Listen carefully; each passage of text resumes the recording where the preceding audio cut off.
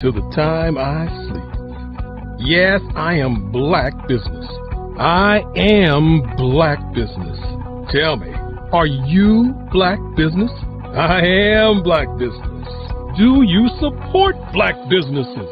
Listen, I support black business because I am black business. Black Business Expo, one of the largest business showcases in the history of black business in the world. The world! Sign up today at www.blackbusinessexpousa.com or call 919-308-9090. I am black business. I am black business. From the moment I wake until the time I sleep, I am black business. I am black business. Are you black business? I am black business. Do you support black businesses? I support black business because I am black business. Black Business Expo, one of the largest business showcases in the history of Black America in North Carolina. Join Dr. Eric Kelly III and a host of phenomenal speakers from all around the globe for this 7-day virtual event that you don't want to miss. The mission of the Black Business Expo is to raise scholarship money from kids all the way from high school all the way from college. The Black Business Olympics is one of the largest black business showcases in the world. It is an opportunity for businesses and companies to showcase their businesses globally. We are going to be giving away laptops up to $5,000 away to students. Again, I'm Olivia Appleberry, the founder of 2 Cents Finance and one of the speakers for the expo. I am so excited to see you there. For more info, go to www.blackbusinessexpousa.com or call 919-308-9090 and hope to see you there. I am black business. From the moment I wake until the time I sleep. Yes, I am black business. I am black business. Tell me, are you black business? I am black business. Do you support black businesses? Listen, I support black business because I am black business. Black Business Expo, one of the largest business showcases in the history of black business in the world.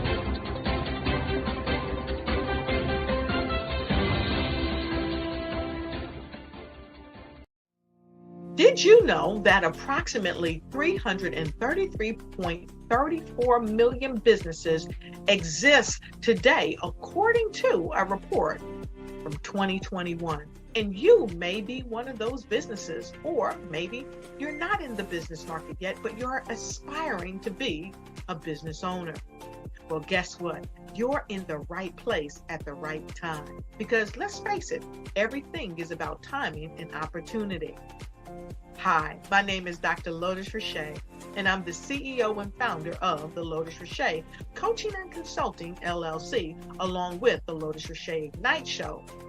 15 minutes of success with Dr. Lotus Richey, as well as books to boom your business and bring who you are. And today, I want to bring this amazing message to you about the Black Business Network and the Black Business Olympics. See, the Black Business Network and the Black Business Olympics is designed to help people just like you, that's right, that look like me, to take their business to the next level.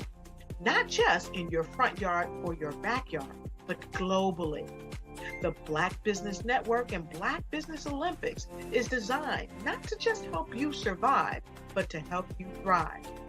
So join us today as we come together with businesses all around the world to support our students, our children, our young teens, are young entrepreneurs. What we do is we come together to help raise funds for students who are aspiring to be business entrepreneurs, who are aspiring and who are thriving in college. We endow them with a wonderful opportunity to gain scholarship of either a laptop or several thousands of dollars. And we invite you to help be a contributor to this amazing opportunity to help someone that looks just like you. So join us today at our website and let us connect with you and help you ignite and take flight in every area of your life on the Black Business Network and the Black Business Olympics. I'll see you on the other side.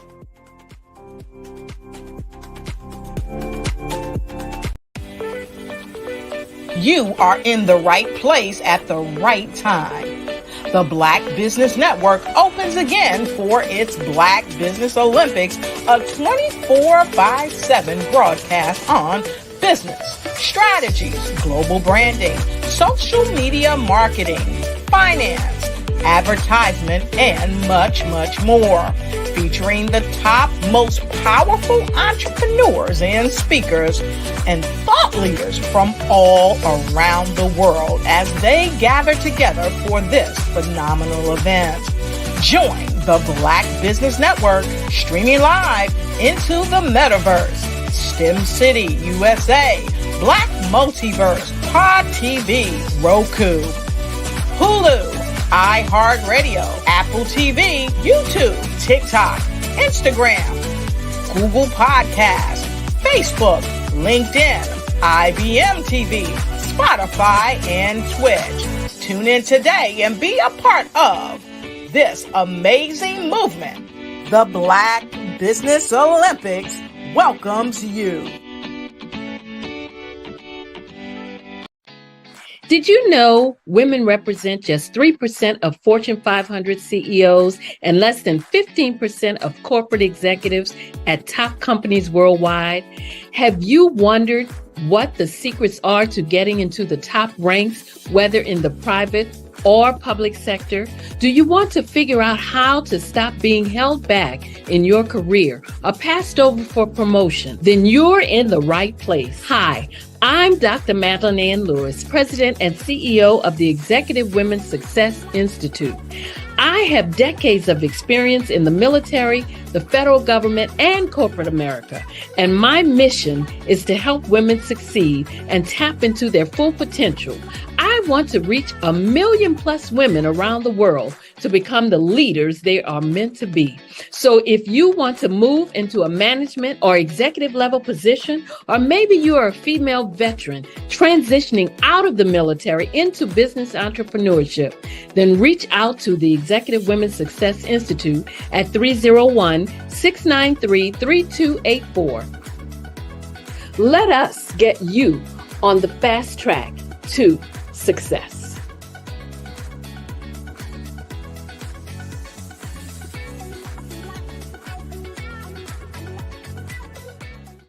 Was born in a little village on the island of Haiti. Many deadly diseases pounded me. It is as if they were on a mission to end my existence on this earth. I refused to give up. In 1983, I left Haiti and came to the United States of America.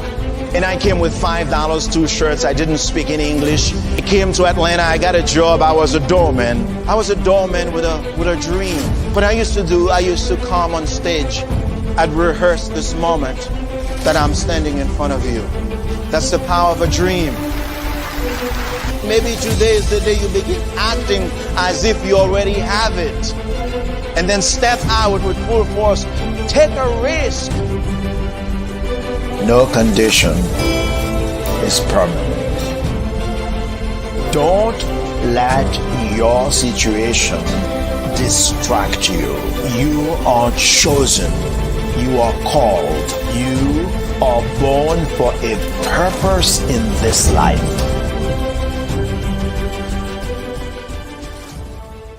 phenomenal Tanya T. Wise, who is here from the great state of Maryland. Tanya, welcome and thank you for being with us today. Can you indulge our audience a little bit and tell them just a little bit more about who you are and what it is that you do? Well, I love being able to talk to people and have a magnetic attitude, being able to just show them. So I always like to say, level up is Coach at Tanya T. Wise here. So can you tell our audience, just give them a teaser about what your presentation will be about? So my philosophy is that we should all be living our dream life. So tomorrow I'm going to talk about how you start living your dream life. What are some of the things that you thought about in your childhood that you just kind of let go and dormant? Wow. And I want to reignite that and just give you some pointers and some tips, some tools, some strategies to be able to start living your best life now. And guess what, Rhonda? And leave it inheritance for your legacy. Oh my goodness. Okay, I know that's resonating with a lot of people. I've heard that you have a dynamic coaching program. Can you tell us a little bit more about that? Absolutely. So our coaching program help people that have the lack of time, that lack strategies, and lack the confidence to go after their dream life. So we help them implement tools, we help them implement strategies, as well as give them resources so that they can live their best life now and leave that inheritance. Wow. Oh, I love that. I love the leave the inheritance part. Listen, you are dropping some major nuggets, and I know a lot of what you're saying is resonating with a lot of people, but I think we're all curious. How did you even make this transition into the speaking and coaching arena? What's the story behind this? So I started out in finance, and I realized that a lot of people don't necessarily go after their dream life because of the lack of finances or the education behind finances. But it wasn't until I lost my firstborn, my only son, that life changed for me. And where I was going after it all, living the corporate life, hit my 6-figure income and living in my dream house with my dream man, driving my dream car. I nearly lost it all when I lost my son. And so I realized it only takes one financial catastrophe that can change your entire life. That's what made me start All New Beginnings. Because no matter what's going on in life, there's a new beginning. And because of that, we develop a program called Wise Minded. My little slogan is, don't just dream it, let's live it. If they want to connect with you or work with you, what is the best ways for them to be able to do that?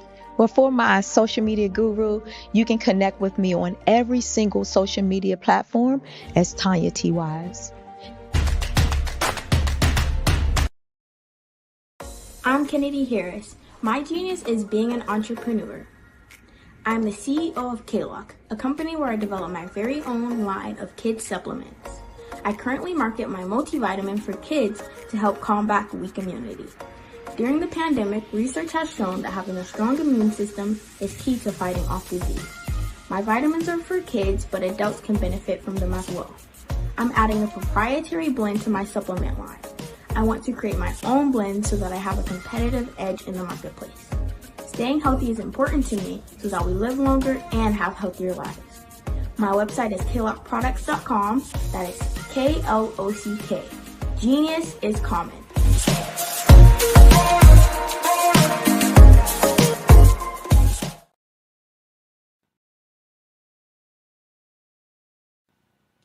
Hello, my name is Kiasi Helm and I'm 14 years old.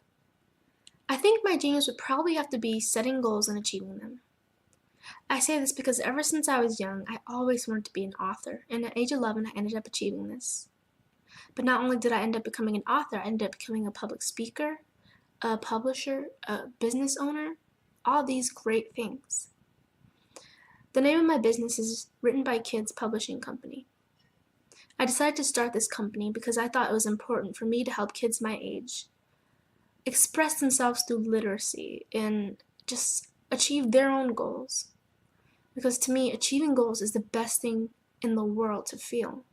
It's you just achieving things and aspirations that you set for yourself. And I know that everybody is capable of this because even if you don't end up achieving the goal, you still tried your best, and that's the most important thing. And everybody is capable of this because genius is common. Thank you.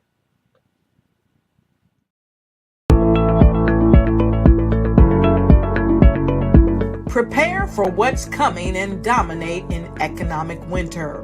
Stand strong and thrive by showcasing your great products and services globally through the Black Business Network and Black Business Olympics.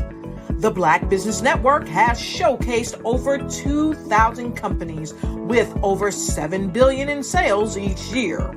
Over 10 million attendees have viewed the rebroadcast each month.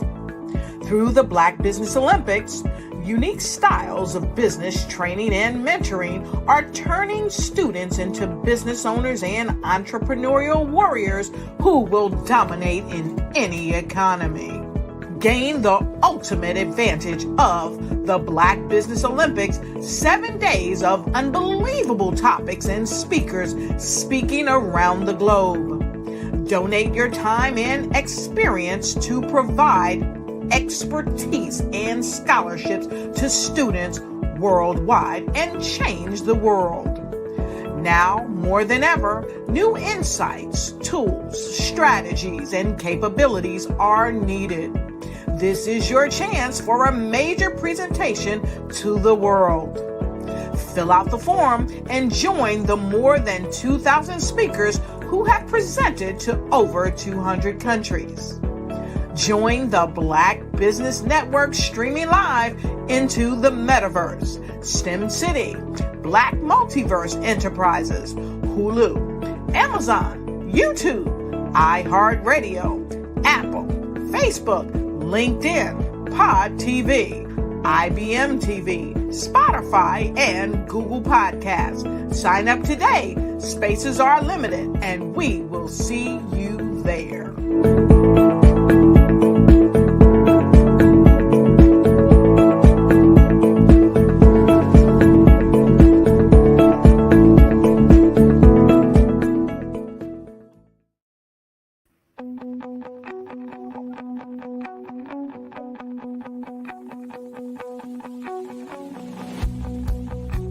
I am Black business.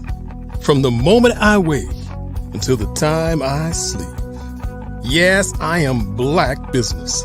I am Black business. Tell me, are you Black business? I am Black business. Do you support Black businesses? Listen, I support Black business because I am Black business. Black Business Expo, one of the largest business showcases in the history of Black business in the world. The world! Sign up today at www.blackbusinessexpousa.com or call 919-308-9090. I am Black business.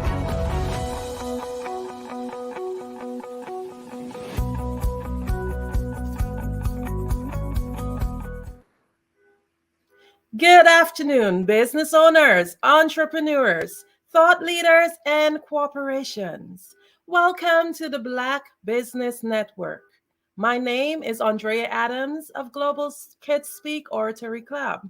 I am your business moderator for this afternoon on the Black Business Network. The Black Business Network is a 24-hour business network showcasing Black businesses, business owners, entrepreneurs, and thought leaders worldwide. We have speakers from North Carolina, London, Singapore, Africa, Japan, and cities all over the United States. The Black Business Network is a global community sharing its business knowledge to empower, inspire, and educate businesses about business. I am more than excited to introduce to you our speaker for this afternoon. First speaker, that is Eddie Clark. Eddie Clark is a remote video producer and YouTube strategist. In 2013, she opened Virtually in Sync, where she provided video editing services primarily to speakers for the reels before eventually branching out to include YouTube management, strategy consulting, and virtual video production while working with service provider entrepreneurs. I'm just delighted. Welcome, Eddie Clark. Hi, nice to meet you. Hi, Andrea. So nice to meet you. Just for clarification, it's pronounced Edie. Edie, thank you so much. No worries, no worries. Thank you. A pleasure to be here. We are just more than happy to have you. Genius is common, and I'll see you on the other side. Excellent. Thank you all so much. It's really, really an honor to be here to present today, and I am going to talk to you about embracing YouTube. And since that's one of the platforms that this is going out to, I think that actually makes sense. So, as Andrea said, I've been doing video and YouTube since 2013, and I've encountered a lot of people over the years being very apprehensive about YouTube and videos in general. And usually it's because we're super uncomfortable about being on camera. And also, I think another issue tends to be for some people, they just don't really see what the results could be from them putting themselves on the line and putting themselves out there on video. And I know that all of the wonderful speakers that have spoken before me throughout this week don't have an issue with that because obviously they were comfortable coming here and presenting to you. But I'm sure that there are probably some people that this message is going to resonate with where you've avoided it for any number of reasons, ranging from just being uncomfortable to maybe you don't really understand what the end result could be for you. And so that's what I kind of wanted to talk about today in today's presentation. So I want for a moment for you to imagine, just imagine that you've gotten over whatever your headaches were, whatever your obstacles were for not creating a video. You've gotten over that and you decide to create a video. And it's not just any video, it's a video that is specific to your target audience. You understand who your audience is. You understand what their pain points, what their problems, and what their needs are. And you create a video, or preferably a lot of videos, that address these issues, and you upload these videos to YouTube. So you have these videos uploaded on YouTube. They are optimized because they are answering a specific question or addressing a specific problem that your ideal audience is experiencing. So after you've uploaded it, you may be saying to yourself, well, I don't even know if this makes sense because I want to get clients. I don't want to just give away my content and just share everything that I know with the world on YouTube and just not get any money for it. Everybody wants to get paid, and I totally understand it. And I'm with you 100% because that was my philosophy when I first started as well. But imagine that you've done that, you've uploaded the video. The video is ideally what your specific target audience is experiencing. And all of a sudden you start to see your view count is creeping up. A lot of people are into the vanity numbers and they see that it's hundreds of views, and then it's thousands of views, and then it's hundreds of thousands of views, perhaps. And then in addition to that, you're getting comments on that video. You're getting comments of people saying, oh my God, this is exactly what I wanted. Thank you. I've been wanting to figure out how to do this, or what the, response is to that. Whatever the comments are, they're engaging with your content because you created this video. Then, perhaps because you were smart enough to put some sort of a lead magnet at the end of the video, or a call to action where you're encouraging them to now go off of YouTube. Imagine now that you're getting leads. People are actually downloading whatever it is that you're giving them for free, and they're joining your email list where you now have carte blanche and you can market to them to your heart's content. So those leads now can then turn into potential clients, depending on what you do on your back end for your marketing funnel in order to get them to purchase whatever your services may be, which could be coaching, it could be a done-for-you service, it could be a digital course, who knows what it is. But here's the difference with just doing traditional marketing and with YouTube. Imagine now those same set of videos, or we could even just be talking about one video, 2, 3, 4, 5 years from now, you're getting people downloading that freebie, or you're getting people that are commenting on that video, and they're still saying the same things that 2, 3, 4, 5 years earlier, the same audience was saying, which is, thank you, I really needed this. I don't know what I would have done if I didn't have this. Whatever the comments are that they would be saying, and they're joining your email list because that freebie is still there. So you created this video in, let's say, 2020, and in 2023, in 2024, in 2025, you're still getting leads and you're still getting clients from those videos. And that is the power of not only video, but in particular, YouTube video. And the key thing that you need to understand is that it does not matter what the vanity numbers are. It does not matter whether or not you are millions of subscribers in, or you only have thousands of subscribers. The key in order for you to be successful is to make sure that you are creating content that your ideal audience wants and needs. And then you are making sure that it is optimized so that they can find that content. And then you can't just rely on YouTube. You need to definitely have a marketing game plan in place. And that's why, in order for me to really grasp the success that I could have on YouTube, I created my own framework. And it is a framework that I'm sure a lot of the YouTube gurus also have. Everybody needs some sort of a framework, whether you have one for your existing business, or if you have it for your marketing and for your YouTube channel, if perhaps you have a YouTube channel. I call mine the Embrace YouTube framework. And the purpose of this framework is that it boils everything down into 3 key pillars. And I created these pillars because these were the areas of most importance and the areas that people tended to, I guess, sort of lack an ability to sort of be good at doing. So the first pillar is called gain clarity. That is probably, I don't know the word to use it, but that is usually the missing link with a lot of people when it comes to creating their videos on YouTube. The second key pillar is generating content.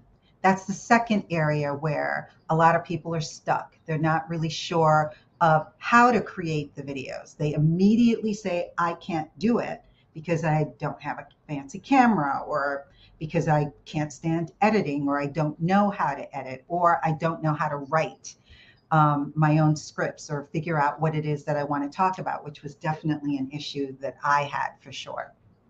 And then the third pillar is audience growth. The ability to use these videos in order to grow your audience. It's absolutely imperative that you're able to do this.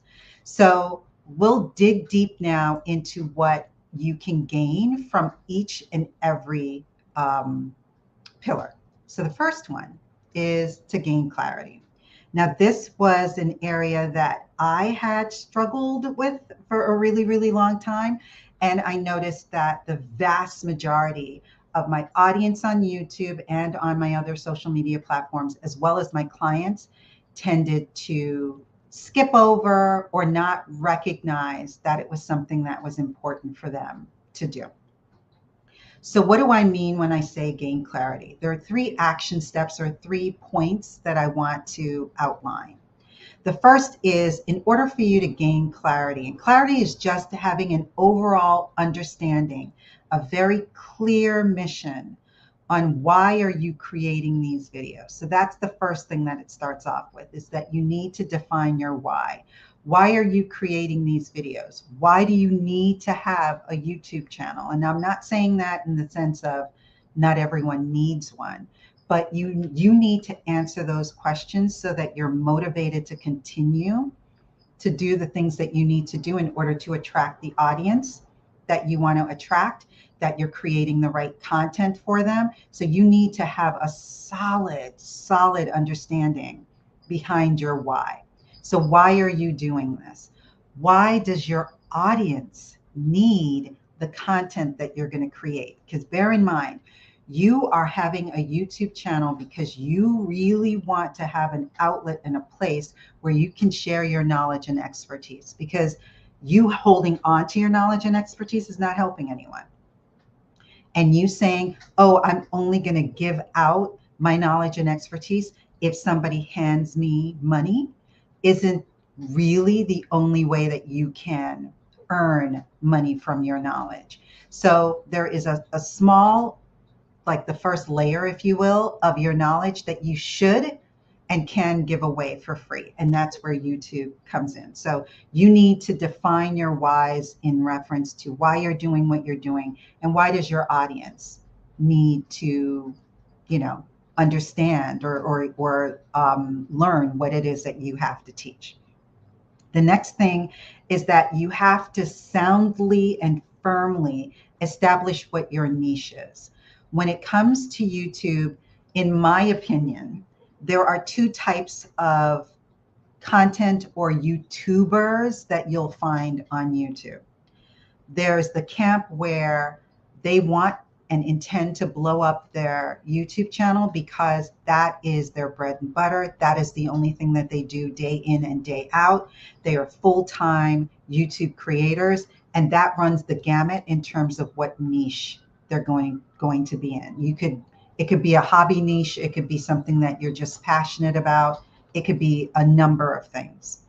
The other camp is for those who want to use YouTube as a marketing tool in addition to the other tools that they're using, whether it be other social media platforms like LinkedIn, Facebook, Instagram, and the others, or if they're doing it in conjunction with, say, for example, email marketing and things of that nature. So you need to soundly establish what your niche is, meaning you need to identify, if I'm soundly establishing my niche, it has to do with video production and with YouTube, but it's not generalized as that. My specific niche is for people who want to share their knowledge and expertise on YouTube. They don't want to become a blow up, big, huge YouTube star. They just want to figure out how can they use YouTube in a simple and easy manner where it doesn't overwhelm and stress them, but at the same time, they're able to churn out content that attracts their ideal audience, that leads them into their sales funnel. That is specifically what I do. And I do that by showcasing and sharing with my audience how to use simple and easy tools, because I always dub myself as lazy. I like to do things the easy and fun and quick way. And that's what I want to teach my audience, because I recognized that my audience was overwhelmed by the thought of even doing a video, let alone putting that video up on YouTube for the world to see.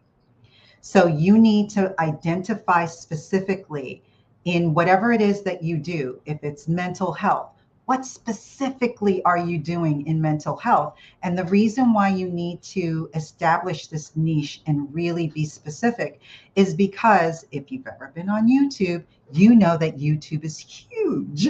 It has a lot of YouTubers on there. There's a lot of content that people need to go through, and you need to be able to get found in that sea of noise or other YouTubers that are out there. So by niching down, you have a greater chance of getting found as opposed to getting lost if you're too general. If you're too general and all the big guys are covering in that area, then it's going to be highly unlikely that you're going to get found if you're going general as opposed to very specific. And that lends itself to when you're optimizing your content, you need to really specify exactly what it is that you're creating. And then the third thing in terms of getting clarity is you do need to look at what your competitors are doing. I don't like to have to call them competitors. I would rather call them peers.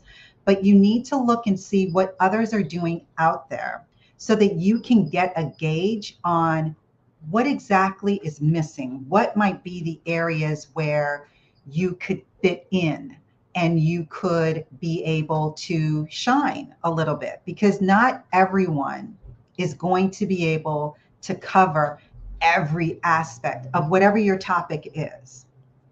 And even if they do, this is the key thing that needs to be clearly understood, that even if you have two videos that are on the same topic, it does not mean that the video that's done by the big top-notch YouTube person is going to swallow yours, and therefore no one is going to watch your video. And I know this from just experience and doing this and looking and reading what my comments have been. When I first started, I started out doing a lot of, how do you use YouTube? How do you upload a video? How do you do, all of these things with regards to videos. I wasn't the only person that was doing it. Not that I understood what this framework was by then, but I was winging it. I was just trying various things. And over the years, what I consistently recognized is that even if I created a video that some other big named or multiple big named YouTubers had created, I still specifically had an audience that only wanted and could learn from me. And even though I had a coach eons ago that told me that, I didn't really believe it. And I didn't believe it until I saw it and I experienced it. And I still to this day will do a video that's a popular tool, because again, I like to share easy to use and easy to learn video creation tools specifically. And even if it's a popular tool that a lot of top-notch YouTube creators are creating, I'll still look in my comments and I'll see, oh my God, I can't tell you, the last time I looked at this, someone else's video, I couldn't understand it until I watched your video. Thank you for posting this. Now I get it. Or the other thing that can happen, which is genius that this can happen because it costs you nothing but the time it took you to create the video. I've had plenty of clients contact me after they've seen a tutorial video. And I specifically primarily do tutorial videos. So basically I'm teaching you how to do things on your own. So if that's not the epitome of someone saying, here, take my knowledge and run with it, you don't have to pay me for it, that happens in tutorial videos. And I can't tell you the amount of times I've had a number of tutorial videos, and this has happened as recent as this year, where I've created the video, I've shown you from soup to nuts exactly how to use this tool. And I will get clients from that because they've chosen to not do it themselves. When they originally were searching online and they came upon my video, and probably others that have done videos on the same topic, they've opted not to do it themselves and they are hiring me. So it's almost like that tutorial video is sort of like my audition tape, if you will. And it shows them that I know what I'm talking about, that I understand how to use this platform. And therefore it shortens, I always say it shortens the know, like, and trust factor, but it shortens the ability for me to have to then have a consultation, explain to them what it is that I do, showcase any clients that I've done the same thing for, show them testimonials, like prove myself. I don't need to prove myself if they've seen my work. If they've seen what I can do, I don't need to do anything more than that. And so time after time, I've had plenty of tutorial videos where people have come and said, you know what, I was going to do this on my own, but nah, I'm going to pass.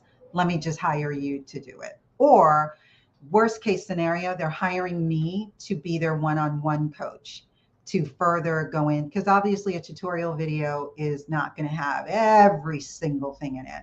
So they might just hire me and I'll have one-on-one sessions with them, but they're still paying me for my knowledge as opposed to just putting everything out there for free. So there are benefits for doing tutorial videos and for certainly sharing your knowledge with your audience, because it does pay off. And I always say that whoever it is that's your target audience, those people really need to hear from you, and they can only learn from you, because everyone's style, because that's the other common denominator that I'll get from a lot of people that will respond back after they've watched a video of mine. And it's that know, like, and trust factor thing again, where they say, oh, I really trust you. I like how your style. I like how you communicate. Something to that effect is usually goes hand in hand with the knowledge in terms of why they choose to work with me. So I highly recommend that you consider doing that. Now, on to the second pillar, which is to generate content. This is usually an area where a lot of people stumble for the three key areas in that pillar, which is number one, writing your content. I used to be the first one, my hand was going up. I don't know what to write. And so when I first started doing my videos, which kind of sort of worked out for me, I would just share my knowledge. So it was me naturally on a screen recording, sharing what I'm doing as I'm doing it. As I got a little bit better, I started to really formalize my scripts a little bit better. And I had to come up with intros and outros and reminders and things of that nature, and a hook and all of that kind of stuff. And that's where I would always fall flat. But it started to get a little bit better once I had created or accessed a script format, which sort of walked you through what the step-by-step process is. And nowadays, with generative AI and things like ChatGPT and Jasper.ai and Copy.ai and all the other AIs that are out there, that can help get the juices flowing so that you are no longer experiencing writer's block. So I always highly recommend to my clients, to my prospects, if you are stuck and you don't know what to write about, use an AI tool as an assistant to get the juices flowing. And that way, because I'm really good at editing, I suck at sitting at a blank screen and starting from scratch. So that's definitely a good point. The second is about creating your visuals, about actually creating the content through filming. You do not, under any circumstances, absolutely, you do not need to go out and buy expensive equipment. You do not need a DSLR. You do not need to spend hundreds and hundreds and hundreds of dollars on a camera. You can use your web camera, or you can use your smartphone. Every smartphone today is equipped with high definition cameras on them. So you do not need to purchase a camera. Now you will for the smartphone lot, anybody that goes that route, you will need to have some sort of a tripod, because just holding your camera in your hand and filming yourself is not going to fly. So you definitely need to invest in a tripod, and they're as cheap as $20, maybe even less than that. And then the other thing that you would need is to have some kind of way to capture your audio, because having a microphone, if you're doing your webcam, have a USB microphone is mandatory.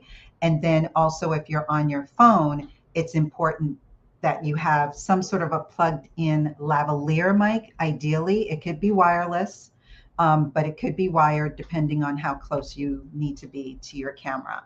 So I highly recommend those two things.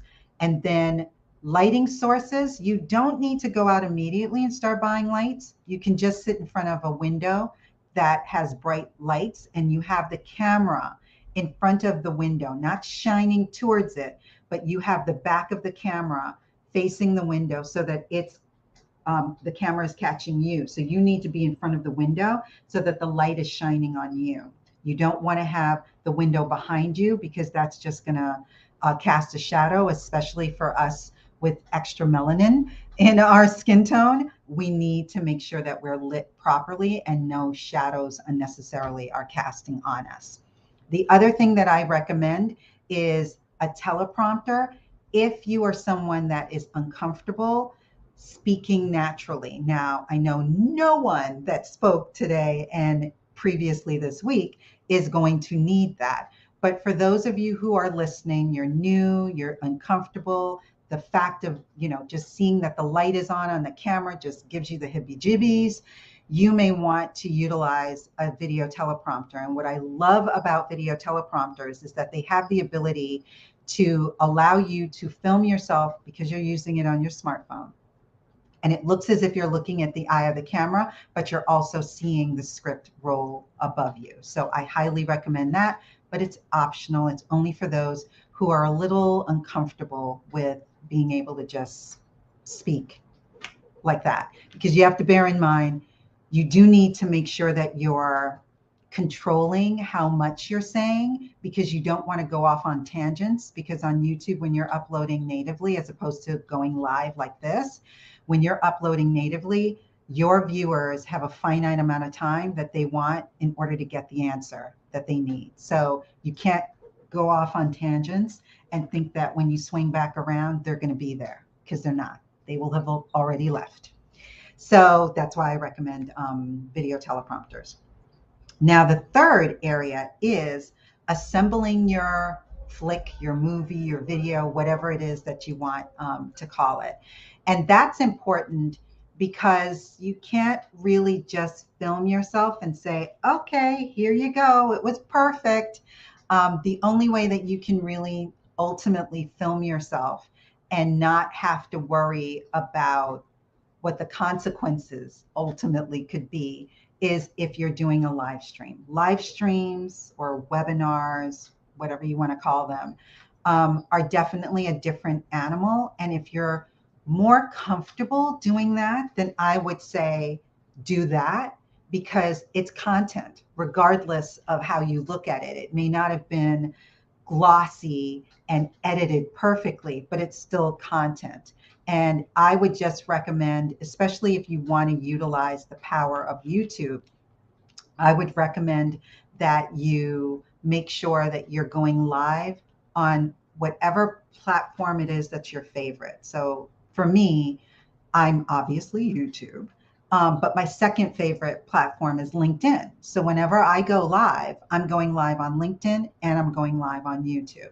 So I would just recommend that you also go live on YouTube, because A, your audience that's already on there will be able to find it. And then B, it's still going to be, if it's optimized, I would go in and possibly tweak the title and possibly the thumbnail.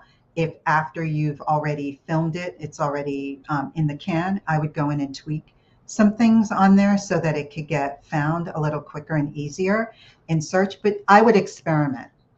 So I would throw in some live streams with some pre-recorded videos and sort of kind of get some sort of a gauge on how that is working for you. But I highly, highly, highly recommend that you do live streaming or webinars if you're uncomfortable with just the thought of editing.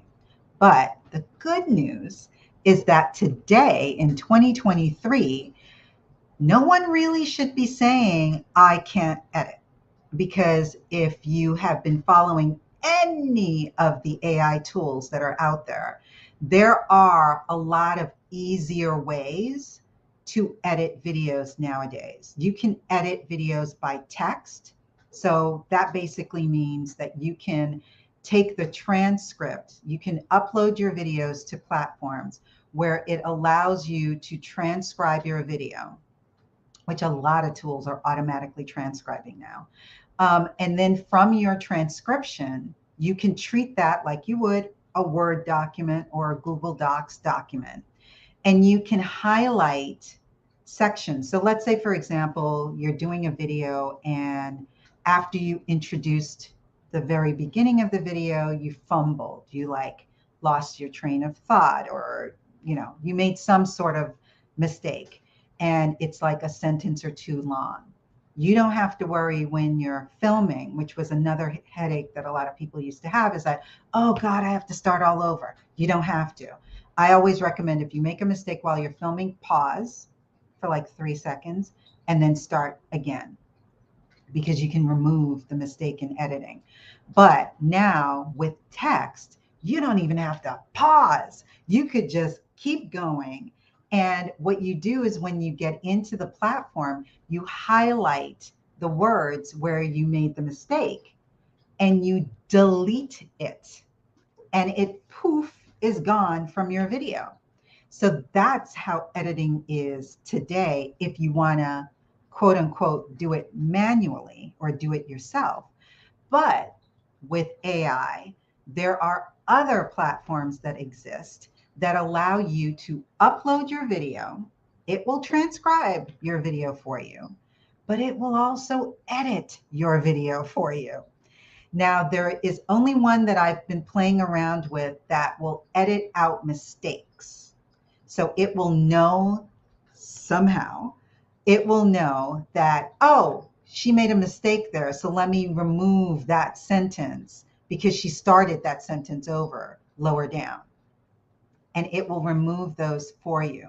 There are platforms that will just strictly edit, but they won't remove the mistakes. I'm betting those platforms within a matter of months, I'm going to say possibly a year or so, will be able to edit out mistakes. So gone soon are going to be the days where you can say, I don't know how to edit. It's obvious that it will be evident. Now, what I will say in reference to those capabilities, the unfortunate thing is going to be that you may not be able to do that moving forward if you are wanting to, say, for example, put B-roll. That is something that a lot of people like to do, sort of to tell their story a little bit more. You don't want to be what I'm doing right now is called a talking head. So you don't necessarily want to only be a talking head, because ideally on YouTube, talking head videos, depending on who's delivering the talking head, can be fine. But more often than not, especially if you're fairly new, having just this static image gets boring to the person that's watching it. So you need to have cutaways to go to other things so that other people can look at see like spelled out what it is that you're talking about. And it just tells the story a little bit more. It can evoke an emotion or something in the person that's watching the video. So that's highly important. And so far, the AI editing platforms do not do that yet. So I'm suspecting that at some point fairly soon, all of a sudden you're going to see that you can either upload your video and upload your stock images or footage, or the platform's going to create it for you. I'm predicting, I don't know if anybody else has predicted that, but I'm going to predict that right now and say that that's going to happen. That's going to be on the horizon pretty soon, I'm going to guess. Now, the other type of video that you can create that I would say does not require editing is, there's a platform I did a sample video, and I'm going to send it out to my digital course users and see if I freak them the heck out. But there is a platform that you can take your still photo, upload that still photo onto this platform with your audio track of you just narrating whatever. It could be a welcome or it could be a thank you. I think I did mine as a thank you.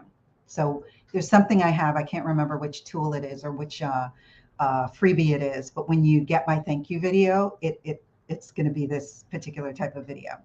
And what they do is they manipulate your mouth in the image so that it looks like you're moving, your mouth is moving to the words that you're saying. So that's the next, and some people might be freaking out right about now saying, nope, okay, you've gone too far with the AI stuff. I had you at, being able to edit for me, but you've now gone a bit too far. But that's just the iterations and changes that are going to start to happen moving forward with AI. And that I wanted to talk about only because I know that there are a group of people, and it actually, the reason why I found this particular platform was because I had a client that said, I don't want to be in my videos at all. I do not want to be in my videos. I don't want to take the time to film myself. And so I was like, well, I don't think they have something for that yet. And then I started to do research and came across this platform. It is freaky looking, but it does solve that problem if you can get over the freaky lookingness of it, or if you can wait until they are able to do it to a point where it doesn't look so freaky. So I just wanted to share that for those of you who are like, I don't want to be in my videos at all. Now, the third key pillar that is vitally important is growing your audience on YouTube and growing your audience, period. So the first thing that you need to make sure that you're doing is that your content is optimized. You need to optimize your presence online. So for YouTube, that goes from your YouTube channel, channel art. I've seen plenty of people have YouTube channels with like a generic channel art banner. Back in the day, you could put on your channel art, you could put up to 5 links that would drive traffic to your social media platforms, to your website, to your freebie. And I used to tell people, make sure that you put up in your banner that you have the freebie and that you have an arrow pointing to it. Well, unfortunately, a bunch of people started to scam users with having that link. They were somehow manipulating that link to go to places that it shouldn't go. So they've now moved it. So you can't put that on your channel art anymore, but it is now underneath your subscribe button on your, still on your channel page. It's just been moved into a lower position.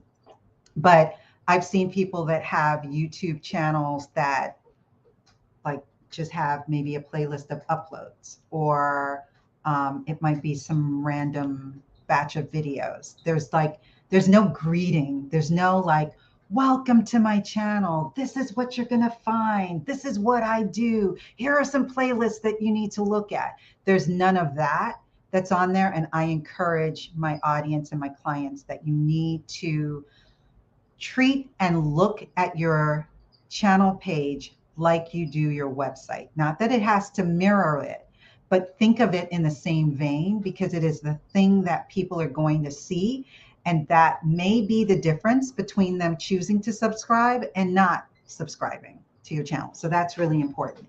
And then obviously optimizing all of your videos to make sure that they are optimized using the same keyword terms that your ideal audience is using. And then the last two, Andrea, I know I gotta go, but the last two are making sure that your videos are sharing with your audience what they need to do next. Do you want them to subscribe to your channel? Do you want them to do something? What is it that you want them to do?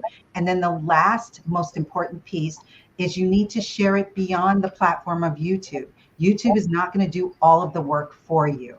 You need to do your due diligence and share your videos to your email list, on your blogs, on your social media platforms as well, and constantly share it, because you can't leave all of the hard lifting and heavy lifting to YouTube alone.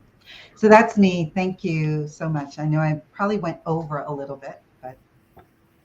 Wow, thank you so much, Edie. This has been a wealth of information, and I know our listeners will leave here today with added value to their business and to their lives.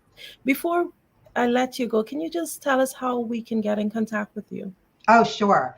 My website is edieclarke.com, and that's EDIECLARKE.com. And then you can reach me on YouTube, LinkedIn, and Facebook. I'm not on Facebook that much, at Virtually in Sync. And I could spell that out if you need to. VIRTUALLYINSYNC. And yeah, those are and I'm on Alignable as well, if anybody's on Alignable. Thank you so much. Thank you. Genius is common, and I'll see you on the other side.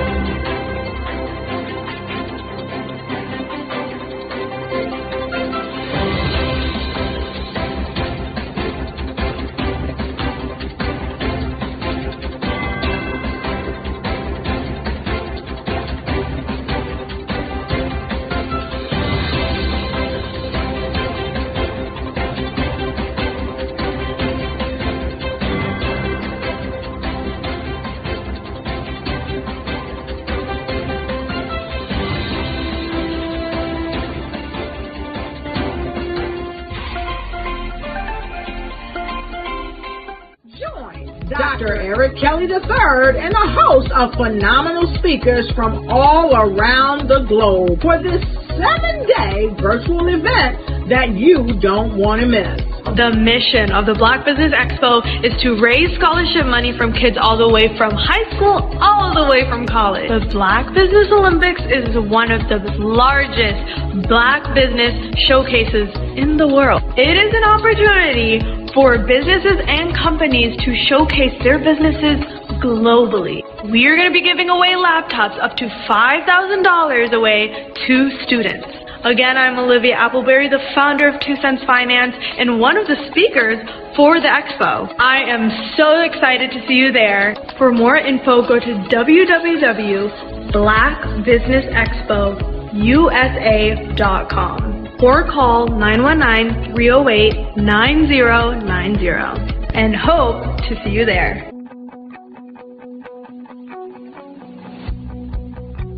I am Black business. From the moment I wake until the time I sleep. Yes, I am Black business. I am Black business. Tell me, are you Black business? I am Black business. Do you support Black businesses? Listen, I support Black business because I am Black business. Black Business Expo, one of the largest business showcases in the history of Black business in the world. The world! Sign up today at www.blackbusinessexpousa.com or call 919-308-9090. I am Black business. I am Black business. From the moment I wake until the time I sleep, I am Black business. I am Black business. Are you Black business? I am Black business. Do you support Black businesses? I support Black business because I am Black business.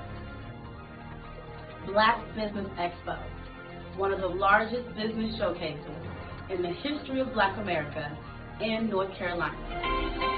Join Dr. Eric Kelly III and a host of phenomenal speakers from all around the globe for this 7-day virtual event that you don't want to miss. The mission of the Black Business Expo is to raise scholarship money from kids all the way from high school all the way from college. The Black Business Olympics is one of the largest Black business showcases in the world. It is an opportunity for businesses and companies to showcase their businesses globally. We are going to be giving away laptops up to $5,000 away to students. Again, I'm Olivia Appleberry, the founder of 2 Cents Finance and one of the speakers for the expo. I am so excited to see you there. For more info, go to www.blackbusinessexpousa.com or call 919-308-9090 and hope to see you there. I am Black business. From the moment I wake until the time I sleep. Yes, I am black business. I am black business. Tell me, are you black business? I am black business. Do you support black businesses? Listen, I support black business because I am black business. Black Business Expo, one of the largest business showcases in the history of black business in the world. Did you know women represent just 3% of Fortune 500 CEOs and less than 15% of corporate executives at top companies worldwide? Have you wondered what the secrets are to getting into the top ranks, whether in the private or public sector? Do you want to figure out how to stop being held back in your career or passed over for promotion? Then you're in the right place. Hi, I'm Dr. Madeline Ann Lewis, President and CEO of the Executive Women's Success Institute. I have decades of experience in the military, the federal government, and corporate America, and my mission is to help women succeed and tap into their full potential. I want to reach 1 million+ women around the world to become the leaders they are meant to be. So if you want to move into a management or executive level position, or maybe you are a female veteran transitioning out of the military into business entrepreneurship, then reach out to the Executive Women's Success Institute at 301-693-3284. Let us get you on the fast track to success.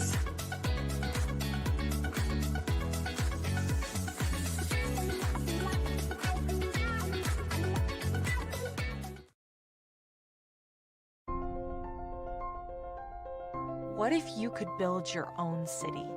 A place where every child can find nurturing people to help them achieve their full potential. A place where every adult can access job training support. Where health education is abundant. Where social justice ruled the land. A place without limitations.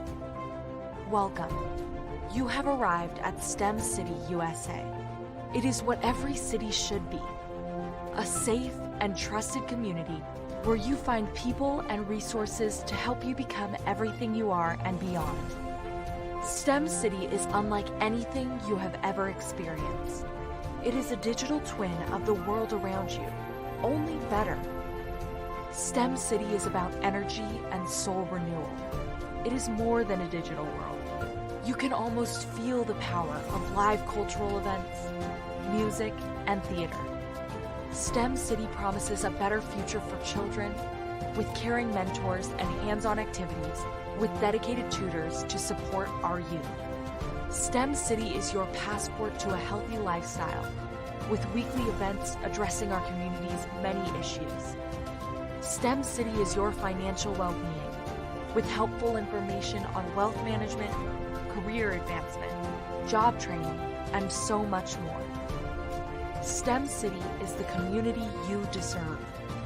It is the city where your dreams can come true.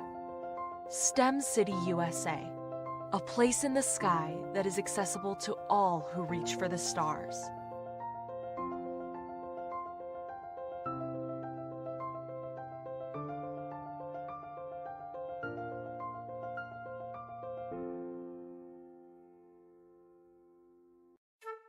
This is Dr. Arnold T. Petsworth. He's the owner of Petsworth Vet World. Business was steady, but then an influx of new four-legged friends changed everything. Dr. Petsworth welcomed these new patients. The only problem, more appointments, meant he needed more space. That's when Dr. Petsworth turned to his American Express business card, which offers flexible spending limits that adapt with his business.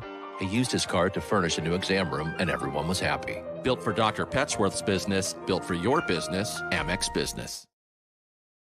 The Black Business Expo's mission is to raise funds for high school seniors going to college or K-12 entrepreneurs. This expo is a fundraiser for students. Please, you may go to www.blackbusinessexpousa.com to donate to the scholarship fund or use the Cash App at @BBXUSA. Our goal is to give laptops and up to $5,000 to 10 students. Students can register online at www.blackbusinessexpousa.com. Every dollar counts. Please donate to the Black Business Expo USA Scholarship Fund.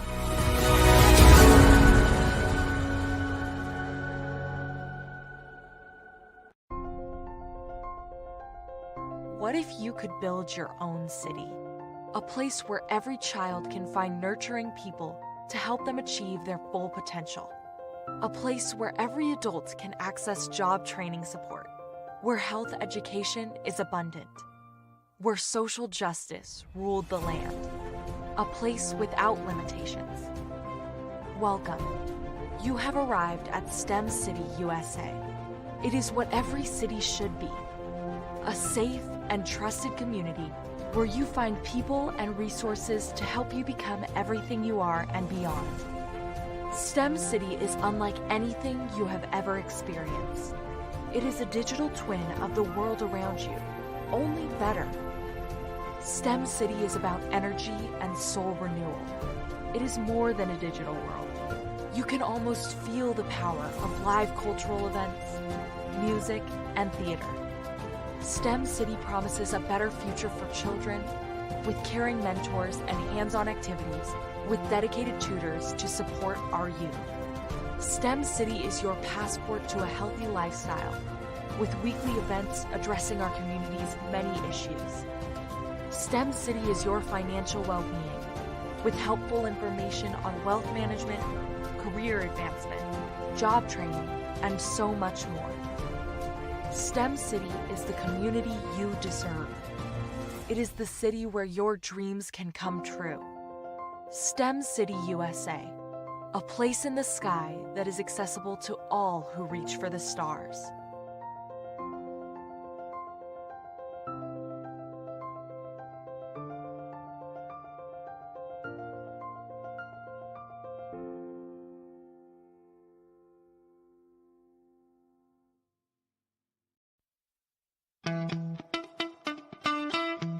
How many times have you been asked to help someone you didn't even know, a student, a business entrepreneur?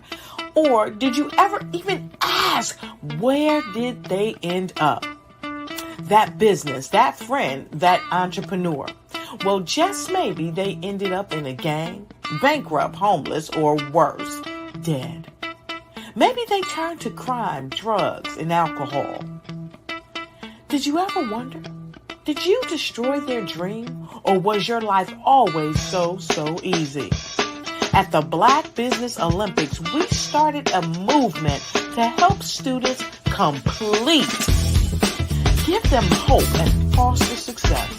Help them to leave their dreams of providing laptops, computers, and up to $5,000 in scholarship funds. Today, we ask you to help a student, a business owner, or an entrepreneur to realize their dream by sponsoring them, supporting them, and buying from them.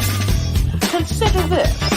With $1.6 trillion in our Black community, we only ask for a small donation for our students, our businesses, and our entrepreneurs.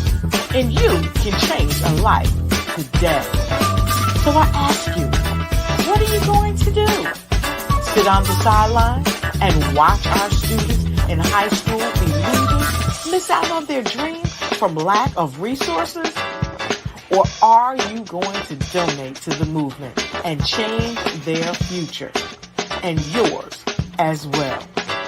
Give us a call today at 919-308-9090. Change their life by investing with action to the Black Business Olympic Fund. The Black Business Olympics, one of the largest business showcases of Black business in the history of the world.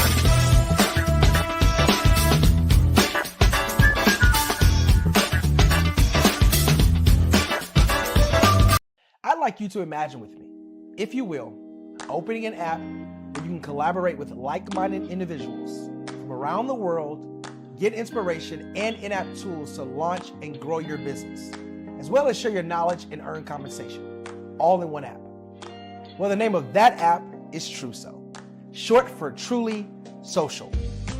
Hi, I'm Matthew Newman, the founder and CEO of Truso. A new concept in social media, Truso is designed from the ground up to be a platform that's both social and empowering for all its users. How exactly do we do that? I'm glad you asked. First, Truso brings the world together via video. Psychologists assert that video provides a significantly more effective connection than audio only. When you enter a community on Truso, you're face to face. Second, on Truso, you don't have to have 1 million followers to monetize. Our business model allows all hosts and moderators to monetize, no matter the size of your following, by 1, producing fee-based content, and 2, inviting others to join the platform as subscribers. Even more, Truso has an in-app resource library with over 100 free resources, forms, and documents to help you build your brand and grow your business. Third, Truso is inclusive. The deaf and hard of hearing communities make up 360 million people worldwide.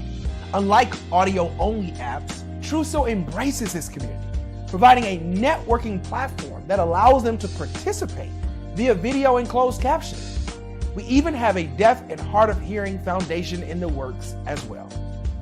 Fourth, Truso is both social and safe. We refer to Truso as a virtual extension of the beauty shop, barbershop, and brainchild of the community. A place where there's laughter, along with wisdom, growth-oriented conversation, and genuine connections in a safe space. Truso even has proprietary security to ensure we maintain a safe environment for everyone. Where are we at now? Truso is live, y'all. We've launched in beta and we're acquiring users daily. We have an incredible development and marketing team, plus amazing celebrity influencers at the table, helping us spread the word around the globe, beginning within the African diaspora and beyond by creating a safe space for growth, connection, and collaboration. We're truly excited about Truso. We've created something special for which there is a global market. And we invite you to embark on this journey with us as a shareholder. The future for Truso is truly bright. Join us and let's go there together.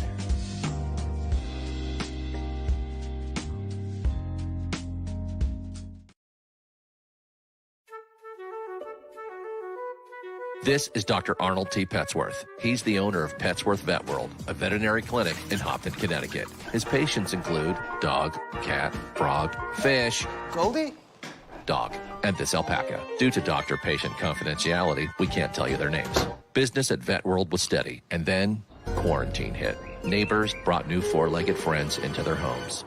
Bunnies. Bunnies everywhere. Dr. Petsworth welcomed these new patients with open arms. The only problem? There were more appointments than he could manage. That's when Dr. Petsworth turned to his American Express business card, which offers spending potential that's built for his changing business needs. He decided to hire a new assistant, Julio, and with spending power built for business purchases, he used his card to furnish a new exam room. Together, Dr. Petsworth, Julio, and American Express Business made sure all the pets of Hopton got the love and care they deserve. And everyone was happy. Get the card built for business by American Express.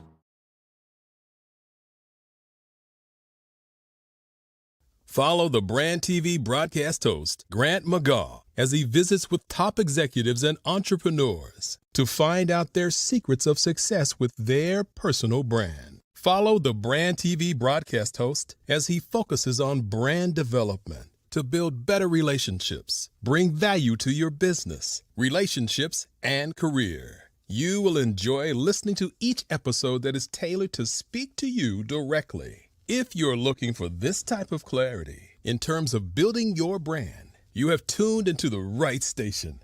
Each episode will help you to shape a conversation in the 5-star BDM network of 20,000 professionals and become a springboard for your corporate engagement and business opportunities. Each guest will frame their story in the areas of personal branding, business development, career development, financial empowerment, and technology innovation. Grant McGaw explains why he is the CEO and owner of his own professional career. Grant is an accomplished business leader and entrepreneur who wants to give back to individuals to grow their personal brand strategy. Tune in as he weaves his story about new possibilities, while to you exceed expectations. If you love storytelling, this show will make for fun.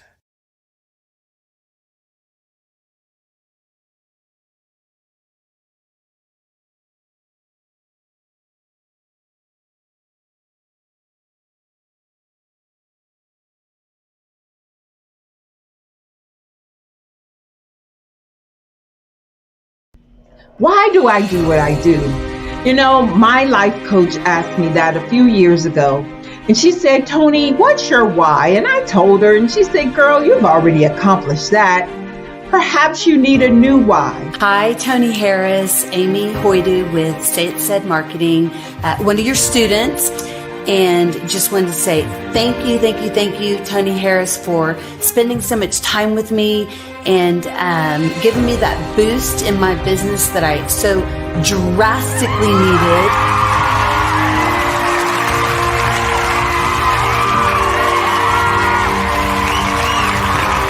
My why is to touch, move, and inspire my clients to take drastic steps to be better than they were before they met me. I'm a resource. I'm a connector. I want to help people build deeper relationships that are beneficial to their life and business. That's what I do best. So, first thing you got to do is show up. And speaking is a way to magnetically attract your ideal client to you. How many of you use social media that way? Absolutely, and this is how you look to the world. Drastic steps are the steps that are needed to be successful. And my business is drastic denotes a mindset. Getting out of your comfort zone. Doing something that you don't necessarily feel comfortable doing, want to do, but you know it's a necessary step to be successful in your business. I get the most satisfaction when I see my connections flourishing into relationships long after I am gone. Hi, my name is Jasmine Augustine with Media Jasmine, and I've joined several networking and referral groups in the area. And Network in Action Northeast Houston with Tony Harris Taylor is one of the best organizations that I've joined. I love that piece of what I do, and it is what fuels my fire.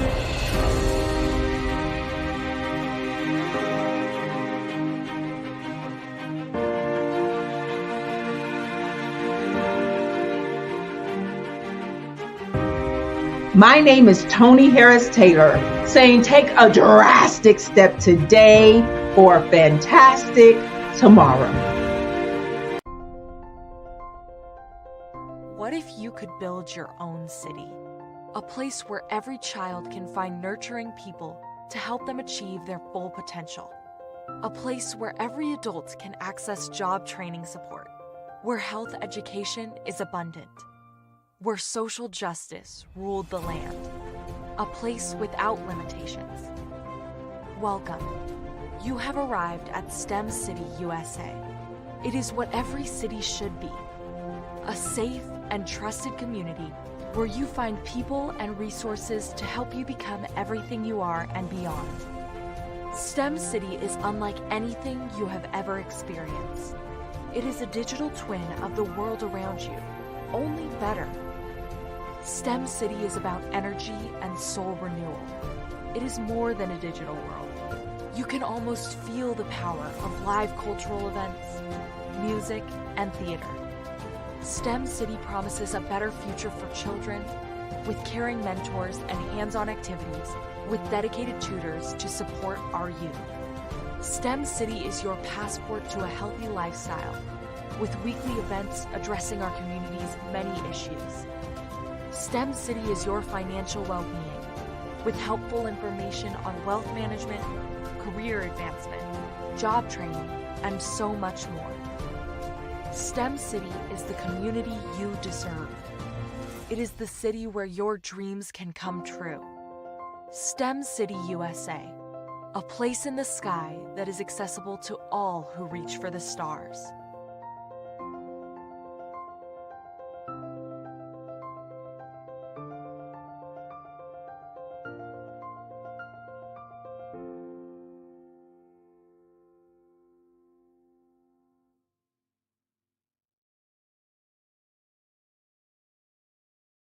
I'm Ramon Ray, founder of Smart Hustle Magazine and smallbiztechnology.com.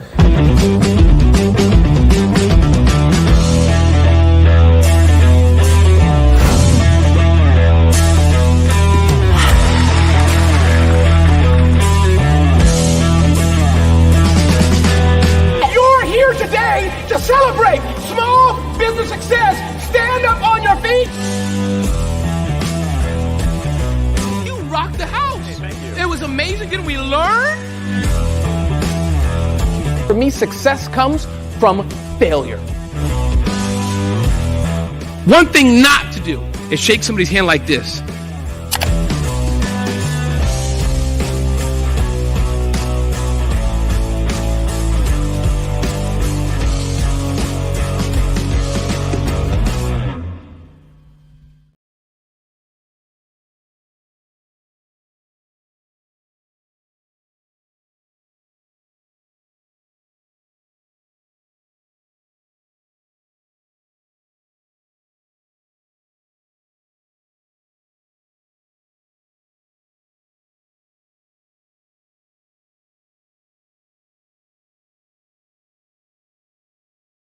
I was born in a little village on the island of Haiti.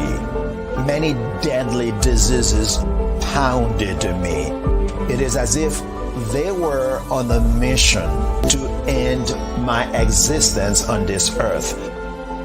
I refused to give up. In 1983, I left Haiti and came to the United States of America. And I came with $5, 2 shirts. I didn't speak any English. I came to Atlanta. I got a job. I was a doorman. I was a doorman with a dream. What I used to come on stage. I'd rehearse this moment that I'm standing in front of you.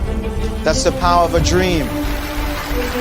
Maybe today is the day you begin acting as if you already have it. And then step out with full force. Take a risk. No condition is permanent. Don't let your situation distract you. You are chosen. You are called. You are born for a purpose in this life.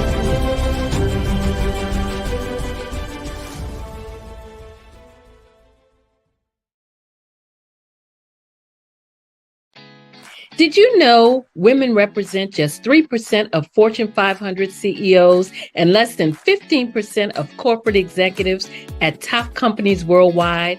Have you wondered what the secrets are to getting into the top ranks, whether in the private or public sector?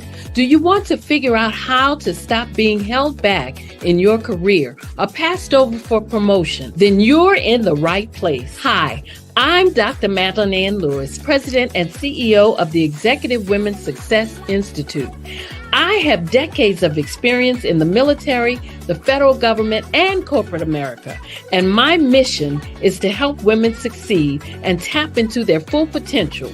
I want to reach 1 million plus women around the world to become the leaders they are meant to be. So if you want to move into a management or executive level position, or maybe you are a female veteran transitioning out of the military into business entrepreneurship, then reach out to the Executive Women's Success Institute at 301-693-3284. Let us get you on the fast track to success.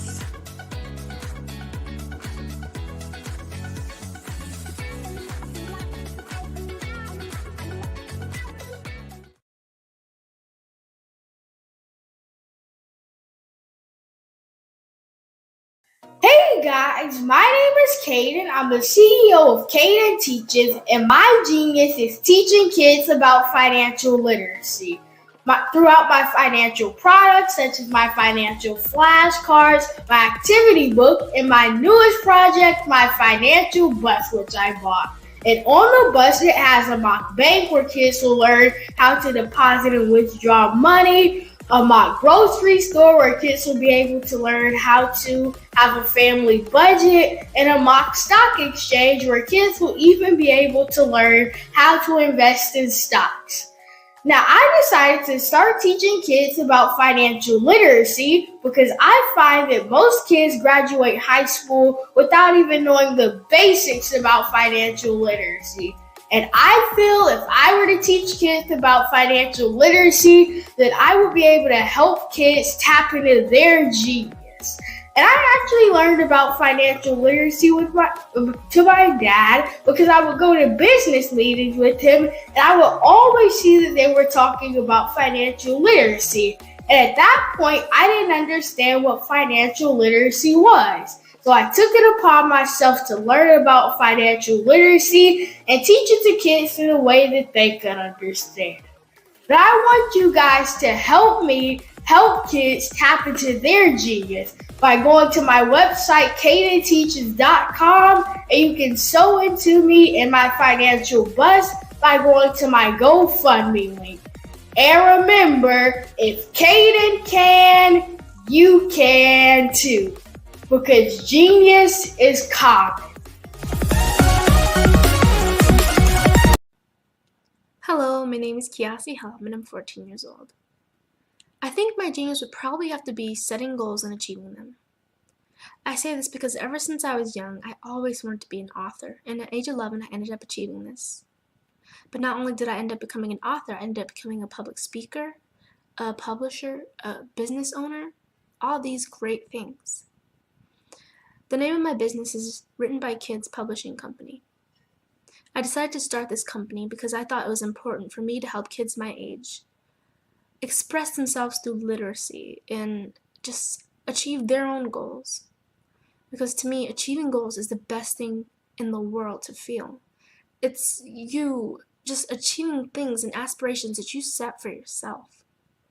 And I know that everybody is capable of this because even if you don't end up achieving the goal, you still tried your best, and that's the most important thing.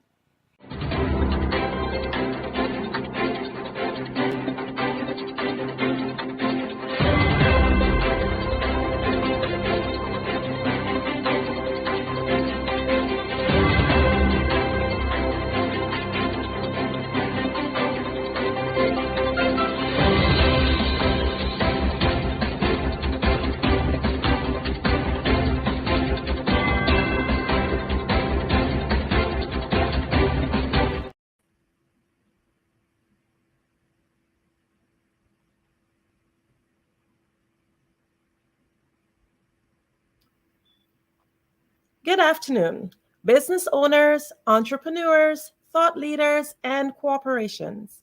Welcome to the Black Business Network. My name is Andrea Adams, and I am your business moderator for this afternoon on the Black Business Network.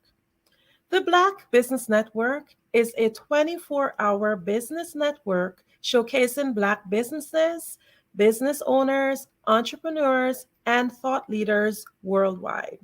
We have speakers from North Carolina, London, Singapore, Africa, Japan, and cities all over the United States. The Black Business Network is a global community sharing its business knowledge to empower, inspire, and educate businesses about business. It is my pleasure to introduce to you this afternoon our second speaker, Enolia. Enolia is an award-winning international speaker and author, global influencer, social entrepreneur, multi-award-winning life business coach, and global ambassador for peace. She is the CEO of Enolia LLC, Director of Operations for Vision Afrique Development, co-founder of Easy Step Group Management Consulting, and CCO for Fave Unite TV. She is the founder and CEO of Expressions of Humanity Foundation, which provides emergency documentation aid, promotes global activism, and provides life skill training for underserved community. It is my pleasure to introduce to you Anolia.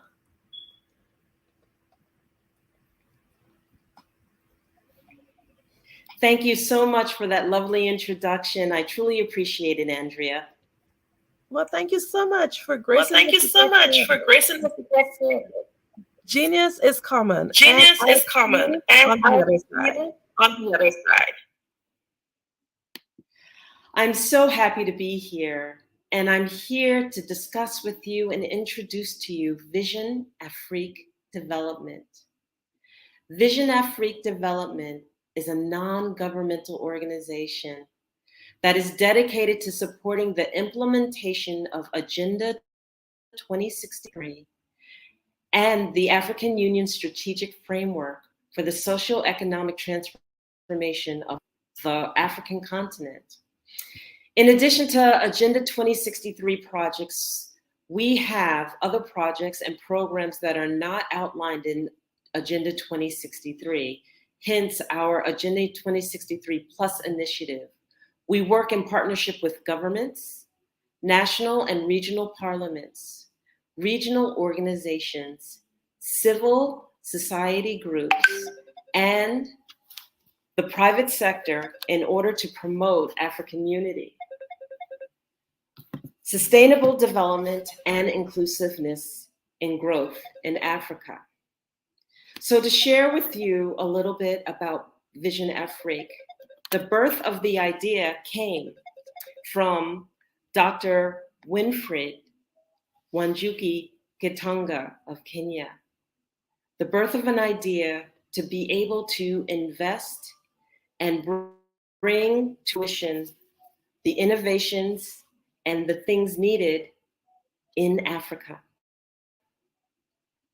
So there was a vision by this woman, so vivid in terms of giving back to her own community and continent. And in the birth of Vision Afrique, we were able to position ourselves as an intermediary between the business person and the investor. To be able to help businesses learn how to invest in Africa, to be able to allow them to birth their ideas, their innovations, their projects, their visions. Help them to bring those to fruition if they are a startup, or to help them expand if they already have pre-existing businesses wanting to expand and explore. The innovation that businesses have today is something that should be shared and leveraged internationally.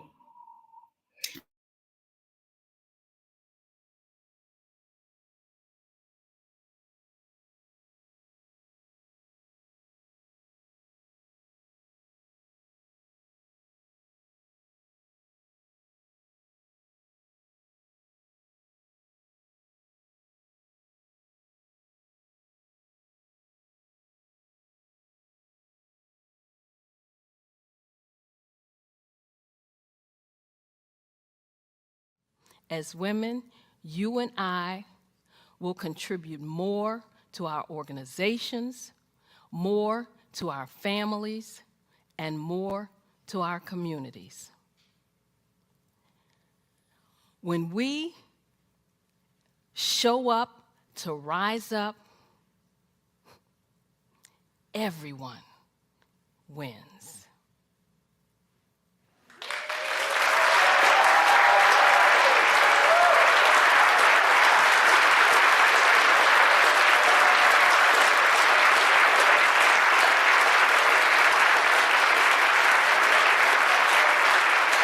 You know how a lot of people say that being successful is a great thing?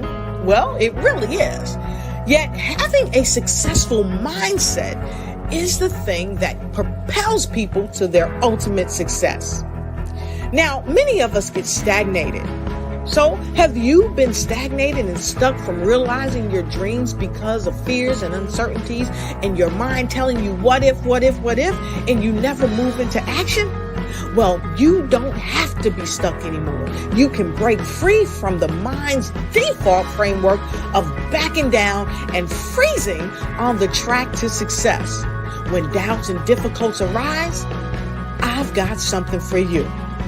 It's called Harnessing Your Thoughts, Take the Reins, Control Your Life and Win.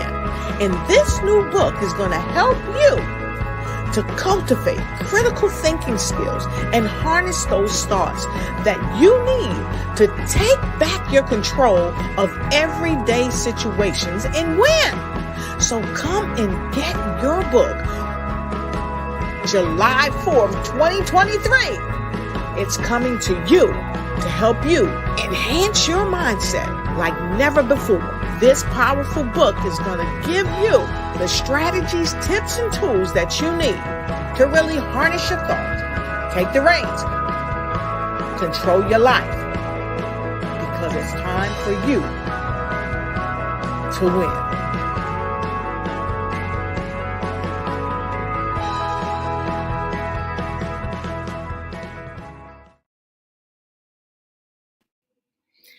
So where was I? I lost internet connection. Thank you so much for bearing with me.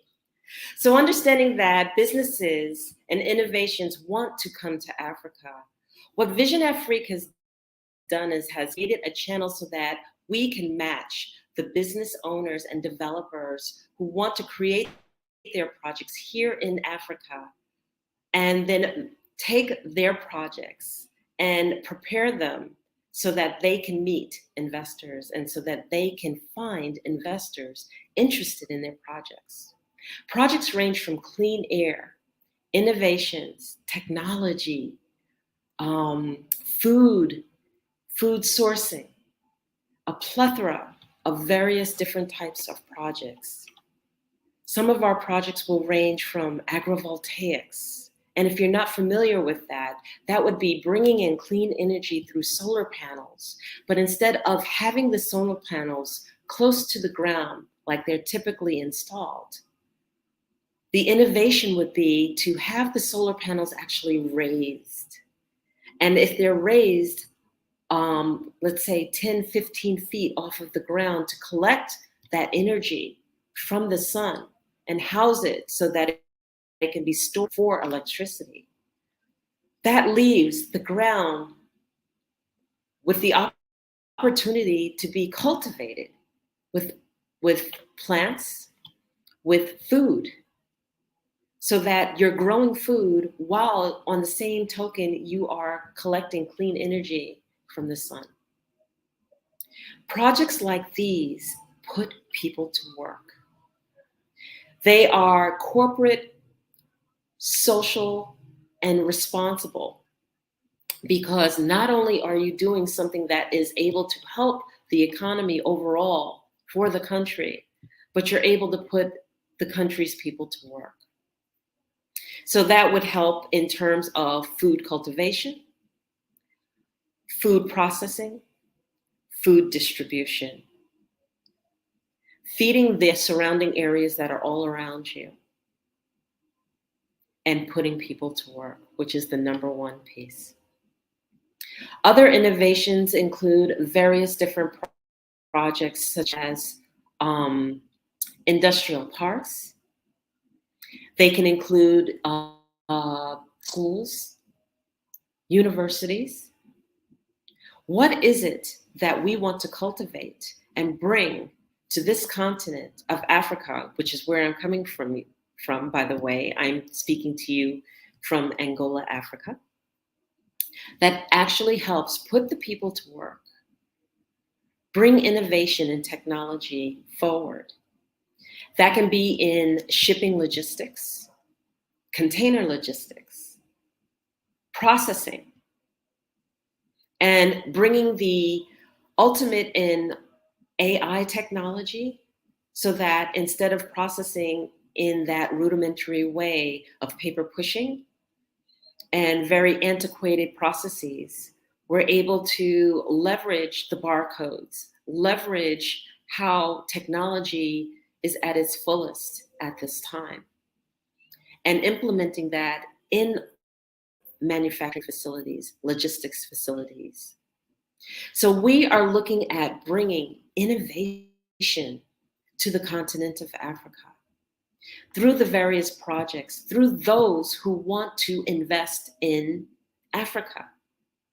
So if you are a person that wants to invest in Africa, but you're not quite sure how to invest in Africa, Vision Afrique has the channel by which, for an investor, that you come in and that you take a look at the projects that we have that span from, again, that plethora of technology, clean food, clean air, social and humanitarian efforts.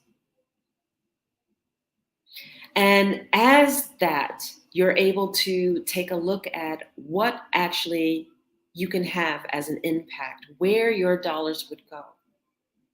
And it's Vision Afrique's position to be able to ensure that your dollars are actually spent correctly, assisting the business, that the business is executing the project to its proper expectations and standards, and to be sure that the investment dollars are taken care of in a professional manner.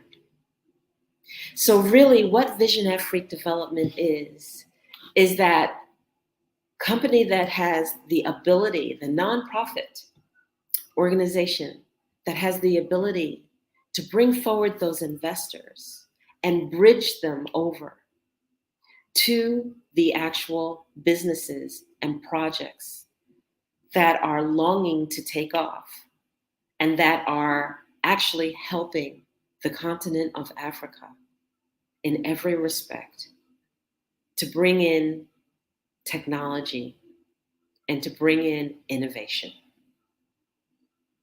So in understanding that, we welcome those projects that are large in capacity, that bring innovation, or if you are a business that is innovative where you already are on your mother continent and want to expand to Africa, we are ready to have a conversation with you.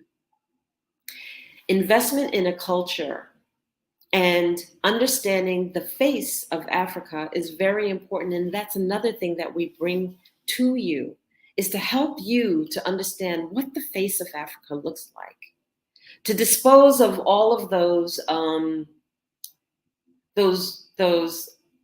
ridiculous stories about how it's no good to do business in a continent that is thriving and looking to grow. So when showing the face of a culture that is thriving and developing and wanting to grow, understand that we welcome business, and in welcoming business and in understanding what it takes to do business, we meet in a place that allows those who are new to the culture to help understand and to learn and to develop in many, many different ways. So work with us to understand the innovations. Work with us to understand the culture. And you'll find that there's not much differing in the cultural relationships than people would perceive that there is. The ability to understand that two working parties want to meet and bridge to bring innovations and to bring technology to a continent that is thriving and that wants to develop, you will find that match, and there's more in common than there is not in common in meeting of great minds. So I would like to just subscribe that Vision Afrique Development, a not-for-profit organization, a non-governmental organization, is here to bridge your project with investors and play that intermediary so that both can thrive on the various areas that they bring to the table. Thank you. And if you want to learn more about Vision Afrique, you should look at the website about Vision Afrique Development at www.visionafriquedevelopment.org. And also learn a little bit more about the Agenda 2063, which are all of the projects planned jointly by all of the countries in Africa to ensure the growth, the thriving, and the innovation of this continent, and to ensure that we, as a continent, are able to execute projects that fully envelop the ability to improve transportation, to bring together that agenda for innovation, and to ensure that as we support the implementation and work with the African Union and stakeholders to support it, that we're providing the appropriate technical assistance, mobilizing resources, and coordinating efforts to ensure the agenda's goals are achieved. Encouraging all involvement of Africans on the continent and in the diaspora to take interest in getting involved in the issues of African development, including investing in Africa the way it should be, and taking up residence or citizenship if need be, encouraging African governments to welcome returning Africans and providing them with land to conduct business and contribute to the development of the continent. Promoting regional integration is essential. And Vision Afrique Development will work towards promoting regional integration by advocating for removal of barriers of trade, improving transportation infrastructure like we mentioned before, and also promoting cross-border cooperation among regional economic communities. Promoting sustainability development and ensuring environmental protection in Africa also is a priority. The benefits of the natural resources that Africa already holds by advocating for a range of policy interventions to accelerate the value add in utilizing Africa's natural resources in agriculture and agricultural raw materials are there for research and development, are there for the cultivation here on the continent of Africa versus exporting out. All these things we are looking to do to enhance not just innovation and technology, but human development. Enhancing human development by working towards improving access to quality education, access to quality healthcare, access and improvement to quality social resources, and the processes which uphold them. This will include supporting initiatives of reducing poverty, and those are the initiatives that we want to embrace by promoting gender equality and advancing youth development. So in our ability to cultivate and to bridge those who want to invest in Africa and those who want to bring innovations there, we want to foster the partnerships. We want to foster the partnerships of other organizations and stakeholders within the African diaspora, as well as within Africa, to support the implementation of these projects, to undertake the pursuance of African development.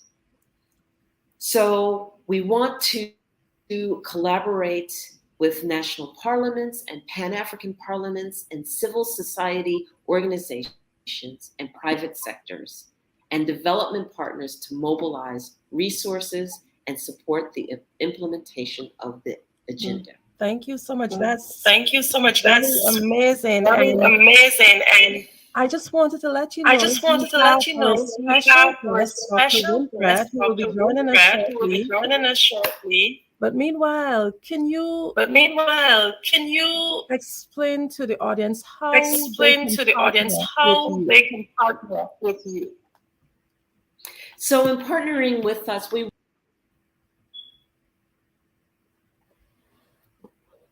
if you want to bring forward on the African continent, and in understanding and working with you in understanding that and seeing that it's an innovation that we want to support, what we do is we partner with you to make sure that that agenda gets met, that project comes to fruition. So once we understand and we partner with you, then we assist by helping you find an investor that brings that project to fruition. So that's how we would partner with you on one side. And then there's the other side, partnering with the investor. If you want to invest in a project and you have nowhere to look and you're not quite sure how to invest, again, we bridge that gap by matching the investor with the type of project that they want to bring forward, that they want to support, by allowing you to see the plethora of projects that we have. Great. You spoke with parliaments. Could you give us an idea of which government agencies also be available right now or engaged in the project?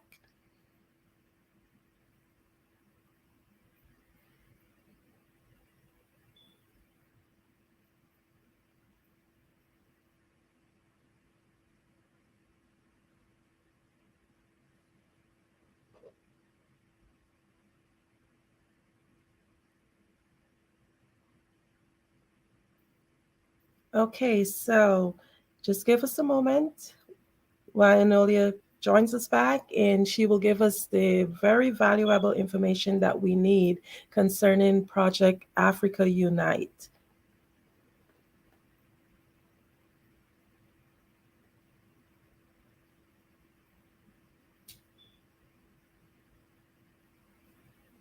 I would like to take this time just to thank our sponsors while we wait to get us back to the screen. The Black Business Expo's mission is to raise funds for high school seniors going to college or K-12 entrepreneurs.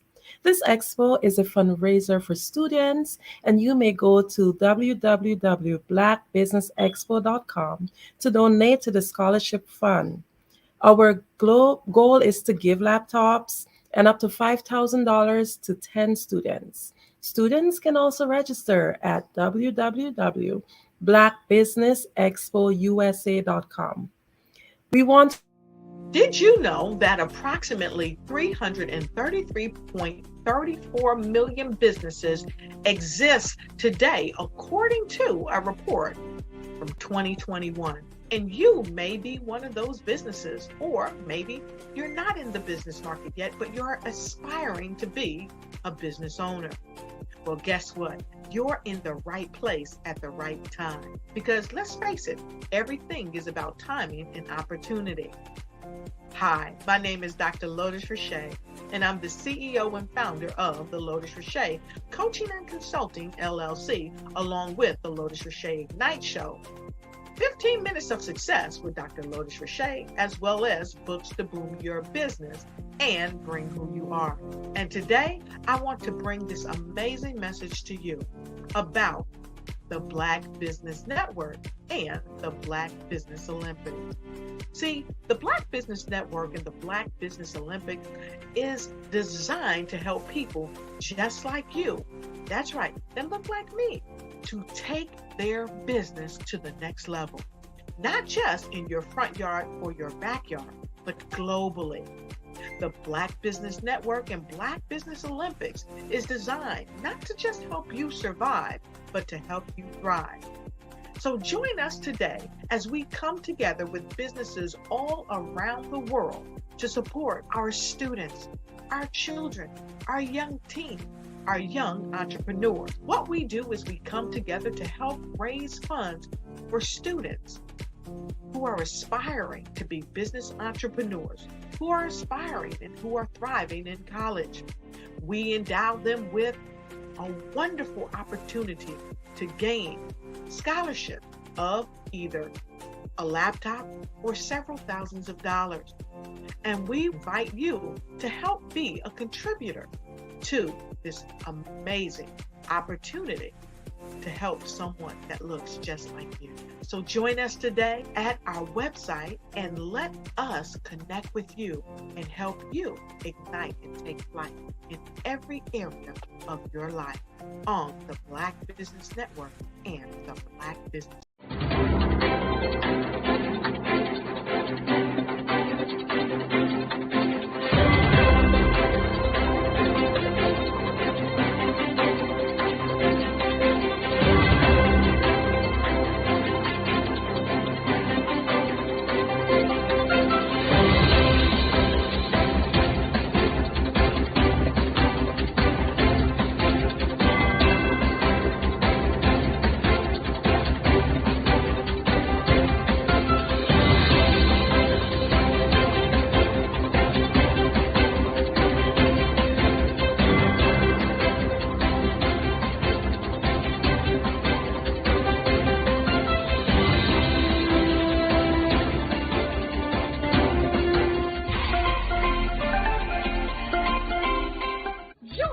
Dr. Eric Kelly III and a host of phenomenal speakers from all around the globe for this 7-day virtual event that you don't want to miss.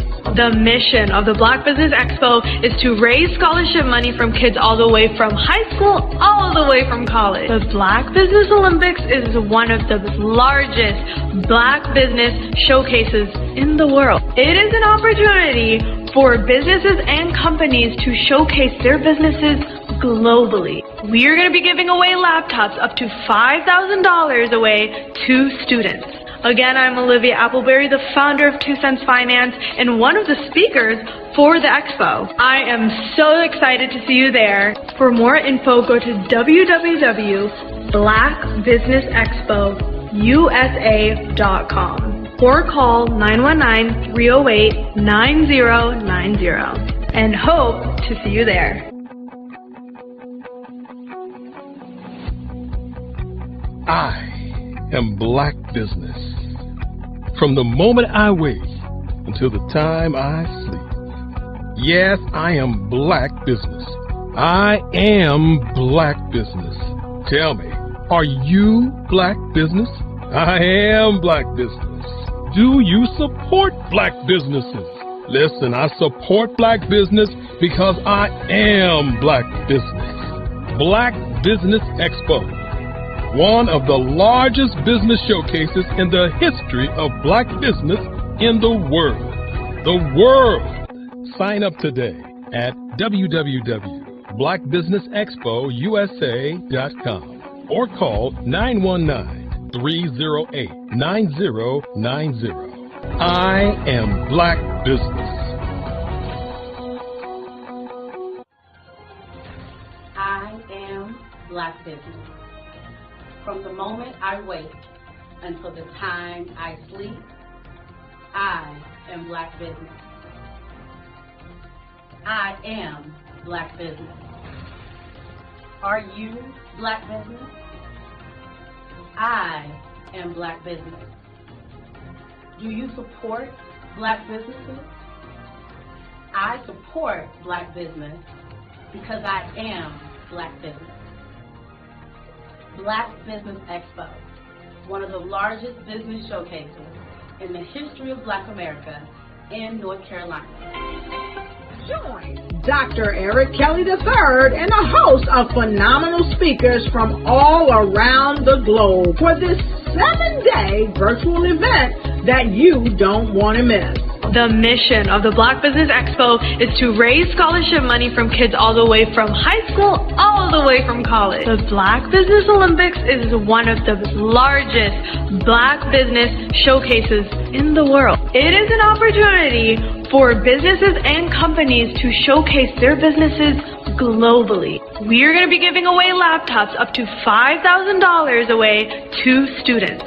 Again, I'm Olivia Appleberry, the founder of 2 Cents Finance and one of the speakers for the expo. I am so excited to see you there. For more info, go to www.blackbusinessexpousa.com blackbusinessusa.com or call 919-308-9090 and hope to see you there. I am Black business. From the moment I wake until the time I sleep.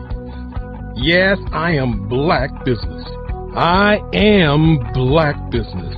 Tell me, are you Black business? I am Black business. Do you support Black businesses? Listen, I support Black business because I am Black business. Black Business Expo, one of the largest business showcases in the history of Black business in the world.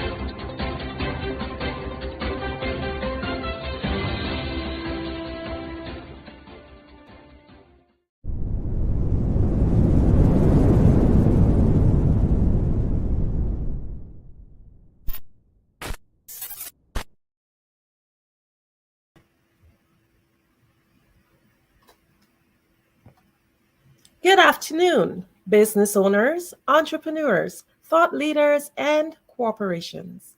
Welcome to the Black Business Network. My name is Andrea Adams, and I am your business moderator for this afternoon on the Black Business Network. The Black Business Network is a 24-hour business network showcasing Black businesses, business owners, entrepreneurs, and thought leaders worldwide. We have speakers from North Carolina, London, Singapore, Africa, Japan, and cities all over the United States.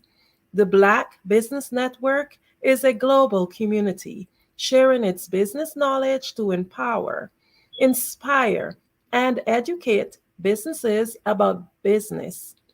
It is indeed my pleasure to introduce to you two beautiful ladies this evening, Enolia and Dr. Winfred. Dr. Winfred is known for her Highness, Dr. Winfred Getonia is the Vice President of Vision Afrique Development. She is a focused businesswoman and entrepreneur of Kenyan nationality. She is an ambassador at large with an international human rights commissions and organizations advocating for women's and children's rights. Leveraging coalition building public relations and broker negotiation knowledge, she is a dynamic, creative thinker and a highly accomplished resource mobilizer with proven leadership skills. Now, Enolia, another beautiful lady, is an award-winning international speaker and author, global influencer, social entrepreneur, multi-award-winning life business coach, and global ambassador for peace. She is the CEO of Enolia, LLC, Director of Corporate Operations, Vision Afrique Development, co-founder of Easy Step Group Management Consulting, and CCO for Fave Unite TV. She is the founder and CEO of Expressions of Humanity Foundation, which provides emergency humanitarian aid and promotes global activism, provides life skill training, and to the underserved community. It is my pleasure to just introduce and welcome both of these wonderful ladies for a fireside chat this evening.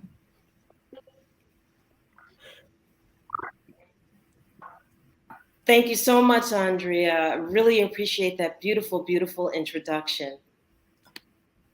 You're quite welcome. So thank you so much for that lovely introduction. We are here to discuss and talk about Vision Afrique Development. Vision Afrique Development is a nonprofit organization, or should I, let me rephrase that, as a non-governmental organization that is dedicated to supporting the implementation of Agenda 2063 and the African Union Strategic Framework for Social Economic Transformation for the African continent. And in addition to Agenda 2063 projects, we have other projects and programs that are not outlined in Agenda 2063. Hence, we call it our Agenda 2063 Plus initiative. So Vision Afrique was born from the beautiful woman that was just introduced, Her Royal Highness Duchess Dr. Winfred Winjiku Gatonga. Thank you so much for being here.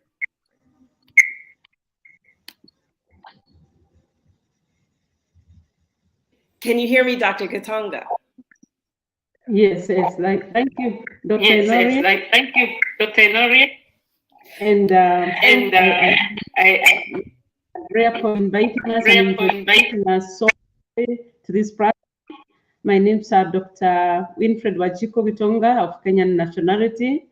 I am I'm an entrepreneur. I'm an ambassador at FRAD with the International Human Rights Commission affiliated to the United Nations. I am a diplomat under UNESCO, vested with the mandate of enterprise development, culture, education, and socio-economic development for Africa. I'm also the Vice President of Vision Afrique Development. I'm one of the founder members.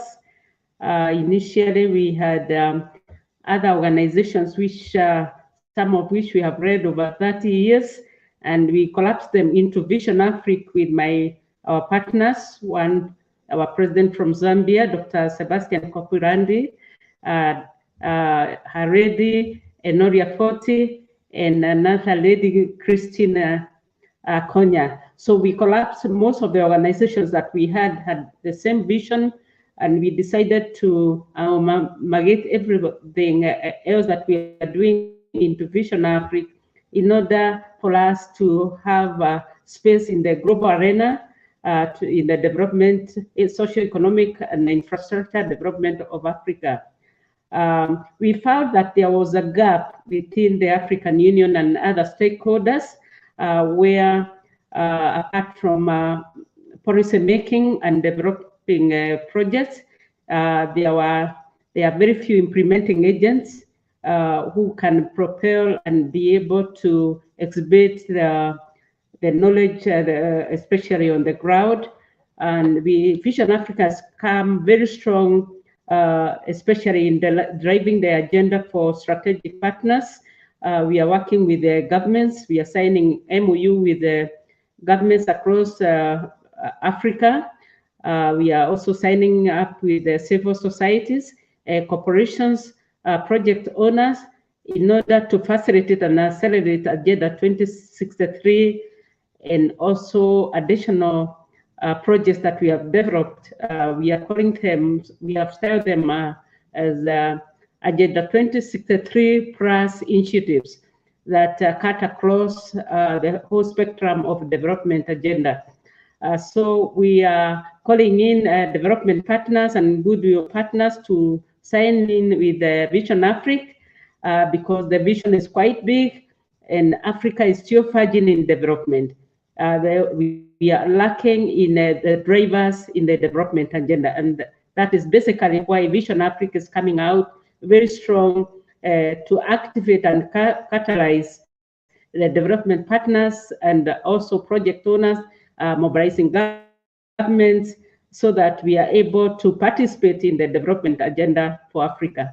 Thank you very much.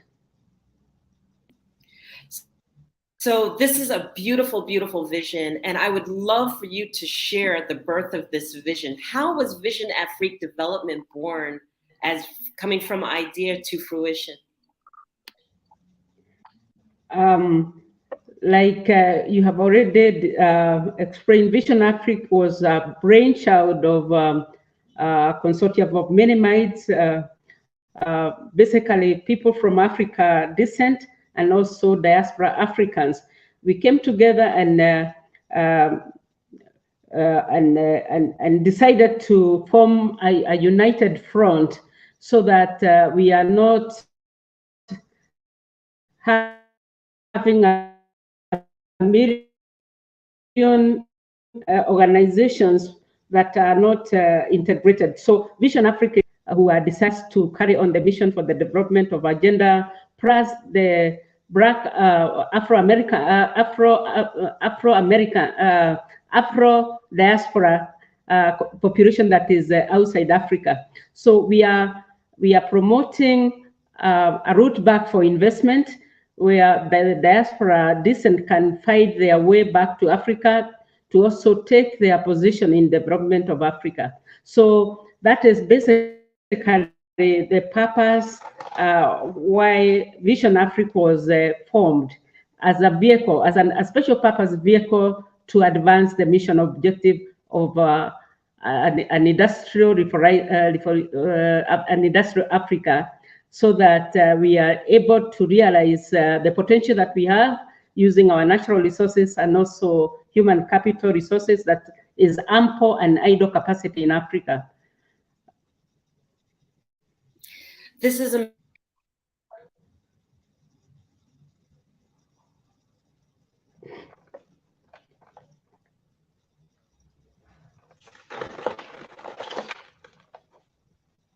what types of projects that we are embracing and how we're able to partner with governments in order to implement these projects. Would you share a little bit about maybe a couple of the projects that we're working on? To be able to provide a solution for the challenges that are facing Africa, we have gone on table on one-on-one dialogue with the government. And the first question that we ask the government is, what are your challenges? And that is the way we drive the agenda of giving them a solution and helping them package their proposals in a way that they are bankable even to investment partners. I will talk about one of the county governments, especially in Kenya, where we went through their national development agenda, county development agenda, the entire agenda. And they were very excited to upload the agenda to Vision Africa and to highlight just a few of their projects. We are talking about green economy, that is energy, water, hospitals. We are talking about schools. We are talking about infrastructure development. And we are also talking about industrial parks. We are talking about smart systems and smart cities. Actually, the first city that might be of interest to our investors is a smart city coming up in Laikipia County government. They have given us the whole spectrum of the city. We'll be doing an entire brand new municipality using the smart city initiatives. We are already signing in with the development partners who are ready to take to engage with the government in the development agenda. Then, apart from the county government, we have also approached business persons. We have been able to get lots of land, which has been idle for years. So we are doing also smart towns. We are doing industrial parks. We are doing training institutes and level 6 hospitals for Ivalo. We are talking about, we've gotten very good project within the blue economy. We are doing, we have one big client that we are promoting deep sea fishing. We are signing in with the government of Somalia to do a seaport, one of the biggest seaports in Africa. It's going to be in, it's one of our projects. We have about 3 international airports. And the system we are using is that when we do one project in a certain location or one country, we are able to replicate the same project in other countries. We have signed in internet connectivity in Zambia.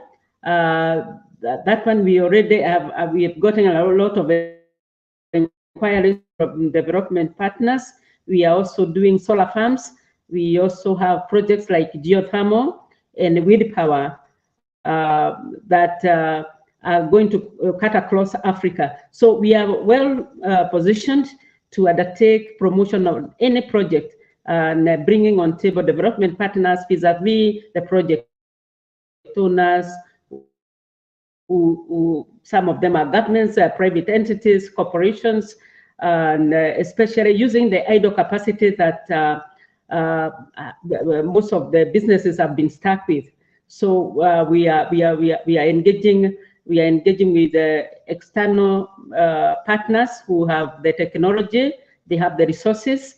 But the beauty of our investment is that we are encouraging the investors to also use our natural resources and social capital as the collaterals for any funding that is coming in the country, and also using value-added natural resources to be able to mitigate any debts that may be exhibited during the development agenda.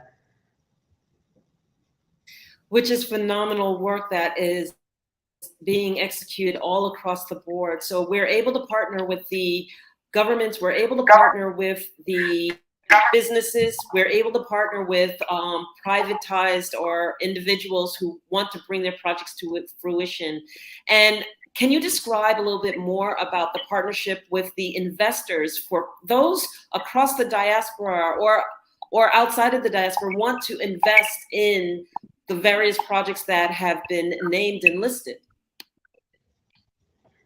Okay, what our strategic plan, because we want to be to start out like as a real investor. What we've done is to establish the strength across the board. We have one investment partner from Turkey. He's coming in. He is signing with about 15 conglomerate of partners in diverse sectors. We are talking about the energy, we are talking about water, infrastructure development, hospitals, education, and industrial parks. So they are coming in with the development partners, and technology providers. We also have signed in with two organizations, big corporations from Israel. They are also coming to, we know Israel is well renowned for agriculture, state-of-art agricultural processes. So we have signed in with about two corporations, which are also conglomerates of more than 50 companies, development investment companies from diverse countries. Also, we are talking about Switzerland, Germany, Canada, USA, United Kingdom, Singapore, and other countries that have been signed in as consortium partners. We have also identified a very strong partnership in Mauritius, which is also coming with also a conglomerate of investment partners from all over the world.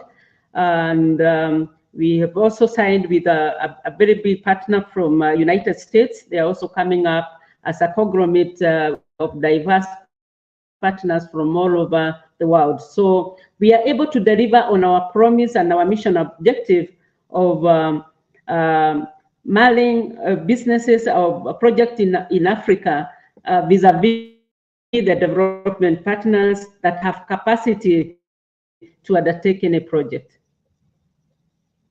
So this is wonderful news for the investors. This is wonderful news for the business owners. We are that fundamental bridge.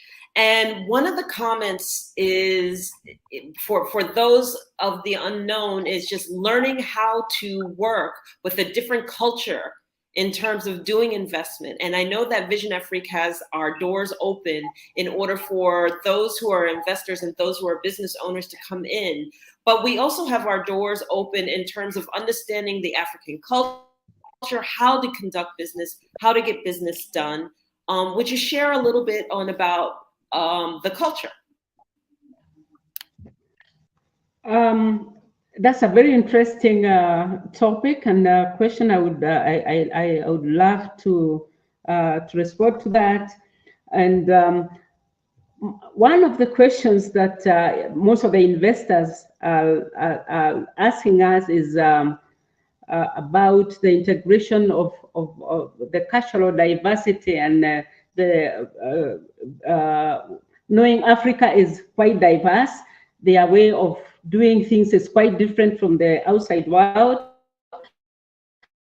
And Vision Africa, because of the consortium of the technology experts that we have from different sectors, we have been able to sign a warranty that we are going to provide the bridge between the investor vis-a-vis the African outfit, so that we are able to understand and make share information, and where there's a gap, we are ready to mitigate that using the strategies that we have and we have laid for the implementation agenda.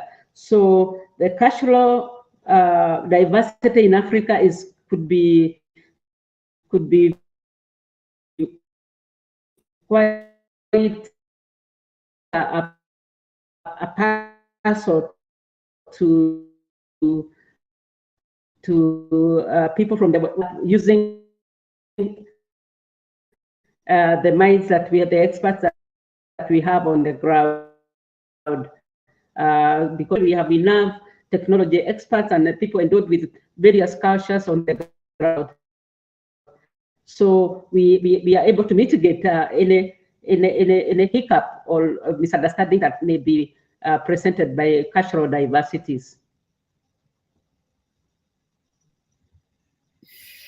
Thank you so much for that question. And I really felt it was important to ask that, because Vision Afrique is made up of members from all over the world also. So I myself, being the director of operations, I'm a native New Yorker, and here I am as part of Vision Afrique.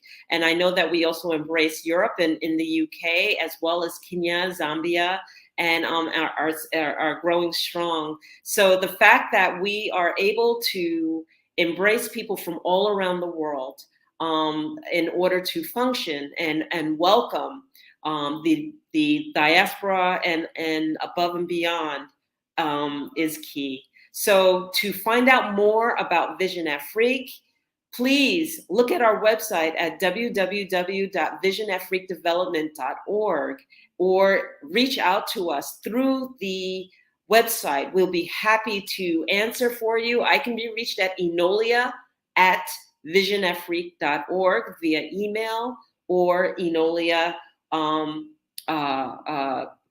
info@enolia.live. But we welcome your questions. We welcome investors, we welcome business owners, we welcome the business projects, and we welcome the government contact.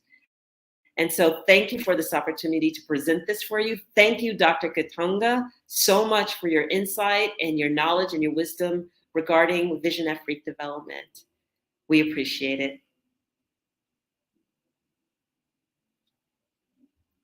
So at this point,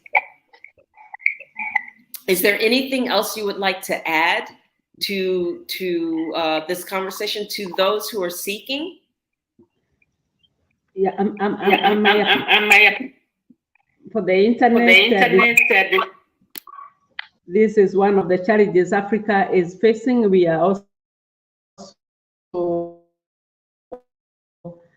coming very strong to provide a better connectivity network is part of the Agenda 2063, and I think we have positioned ourselves to undertake this project.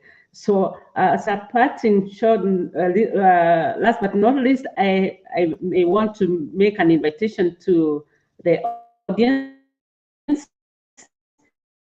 and our listeners to log into our website and get to know more about the project layout, our strategies, our partners, and how best you can also anchor yourself to take a positive position to participate in the development agenda for Africa, because there's space for individuals, there's space for corporations, there's space for governments, interactions, and we are inviting everybody to take a proactive role to participate in the development agenda for Africa. Thank you very much. Thank you. So this is going to sum up our talk on Vision Afrique development. I want to thank you, Dr. Katanga, Her Royal Highness Dr. Katanga. And I just want to express for those of you who are not familiar with the African diaspora that there is royalty still in Africa, thriving. And so thank you, Her Royal Highness, Duchess Winfred, and thank you for allowing us to have this conversation.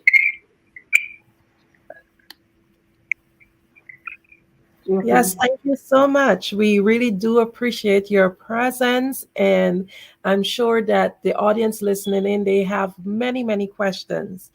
I would like to find out something from you, Enolia. What words would you tell to a listening audience? What encouragement would you give them to really and truly be part of this? Because many times people may have an interest, but they may not actually take that step. But can you just tell us, why is it that we should, as people from African descent, or people generally, invest and become part of this? I would say first and foremost, you need to dispel the stereotypes. We've been presented a picture of what Africa looks like. It is not the face of Africa. I am a native New Yorker, and I'm coming to you from Angola, Africa. I've had the opportunity to live in Angola going on my 3rd year right now. I've had the opportunity to traverse the African continent. I've been to Kenya, I've been to South Africa, I've been to Morocco, Egypt, Senegal, Cape Verde, Namibia. You have to engage and see it at face value for yourself. Because everything they told me, oh, don't go there by yourself, you're a woman alone, and blah, blah, blah, blah, blah. Not true. All of the things that we fear are not to be feared. And so I guess what I'm saying to you is that cultural conditioning would have us afraid to go back to our own home. And I have encountered nothing but receptivity. I've learned tremendously. And I have been embraced for the value and the skill set that I bring to the table here. And I feel at home. So that's what I would tell the audience and those who are seeking, is that place down the fears, place down the stereotypes, place down all of that stuff, and have the encounter yourself. Take the time. You know, we don't take the time, and so we fear that which we don't know. It's time to engage. Okay. Another question. In terms of, I would say, demographics, is it a specific part investments are being done? How wide is your reach? How many communities are being helped in the project?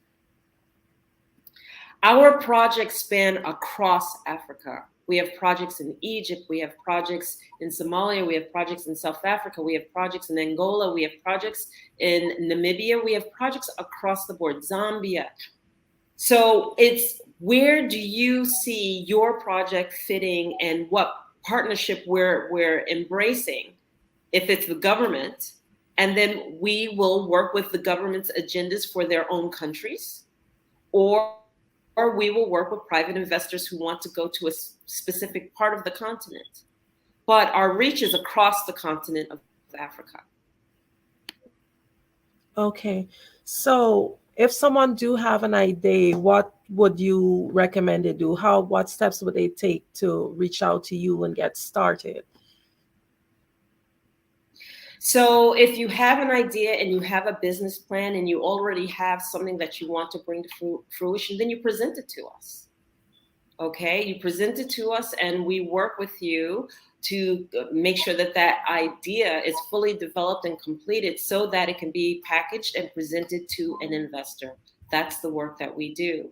If you have an idea and the vision, you're not quite sure how to encapsulate that, we can have that discussion with you also.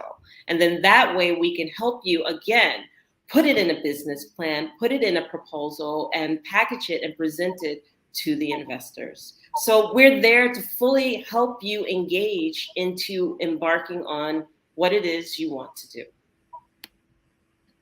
Okay, I actually was going to ask you that if you do have the resources, but you don't have the ideas, if there was something that was available. So I'm sure that the audience would be very much so happy to hear that. Can you just tell us, like, how long have the projects been ongoing?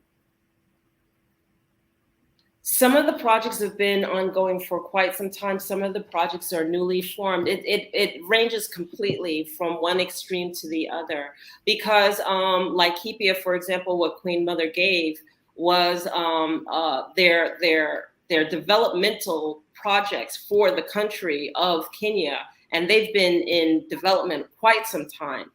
However, Vision Afrique has been able to help them move that agenda forward more quickly than they could have not having our assistance, and help them to find investors more quickly. So that's the key. That's where we come into play. We bridge that gap of the need. And so we have new projects that are actually being presented to investors. They're brand new, newly formed. We helped some people create these projects, and some of the businesses that wanted to expand, we've also helped package and create. So really, it really ranges across the board, the length of time, some for years, some brand new. Okay, just a little bit curious, would you be able to share with us at least one project that is ongoing, so as to just give us a more intimate idea of what this is about, like a project that's ongoing right now? How is it helping the community, and what exactly it is? Well, we talked about Laikipia County and the fact that they wanted to bring infrastructure innovation to their community. And so what this is going to do is that it is going to put people to work. So what we're doing is we're bringing not only technology, but we're bringing clean food and clean energy there. I talked about the project. Part of it is bringing in agrivoltaics, for example, solar panels, and then we're able to actually grow food under the solar panels. And think about that. So if you're growing food under the solar panels, who's going to plant? And then who's going to cultivate that? And then who's going to pick the food? Who's going to process the food? Who's going to distribute the food? Those are all jobs. Those are all directly impacting those individuals that are within that county. Okay, so each innovation that we bring and each project that we bring, it's directly impacting the communities to be able to be the face of their own, of the county's investment, you know, so you don't have outside resources coming in and entering somebody else's country and then going, okay, well, maybe we'll hire a handful, but it's another country's, you know, project. You actually have the African diaspora and the Africans actually working together to bring to fruition the projects that are putting people directly to work. So that, and the fact that they are securing the land to cultivate their smart city, okay, and those are all infrastructure positions and roles in construction and project management, etc. So this is one that we honor because it literally is putting everyone to work in the process.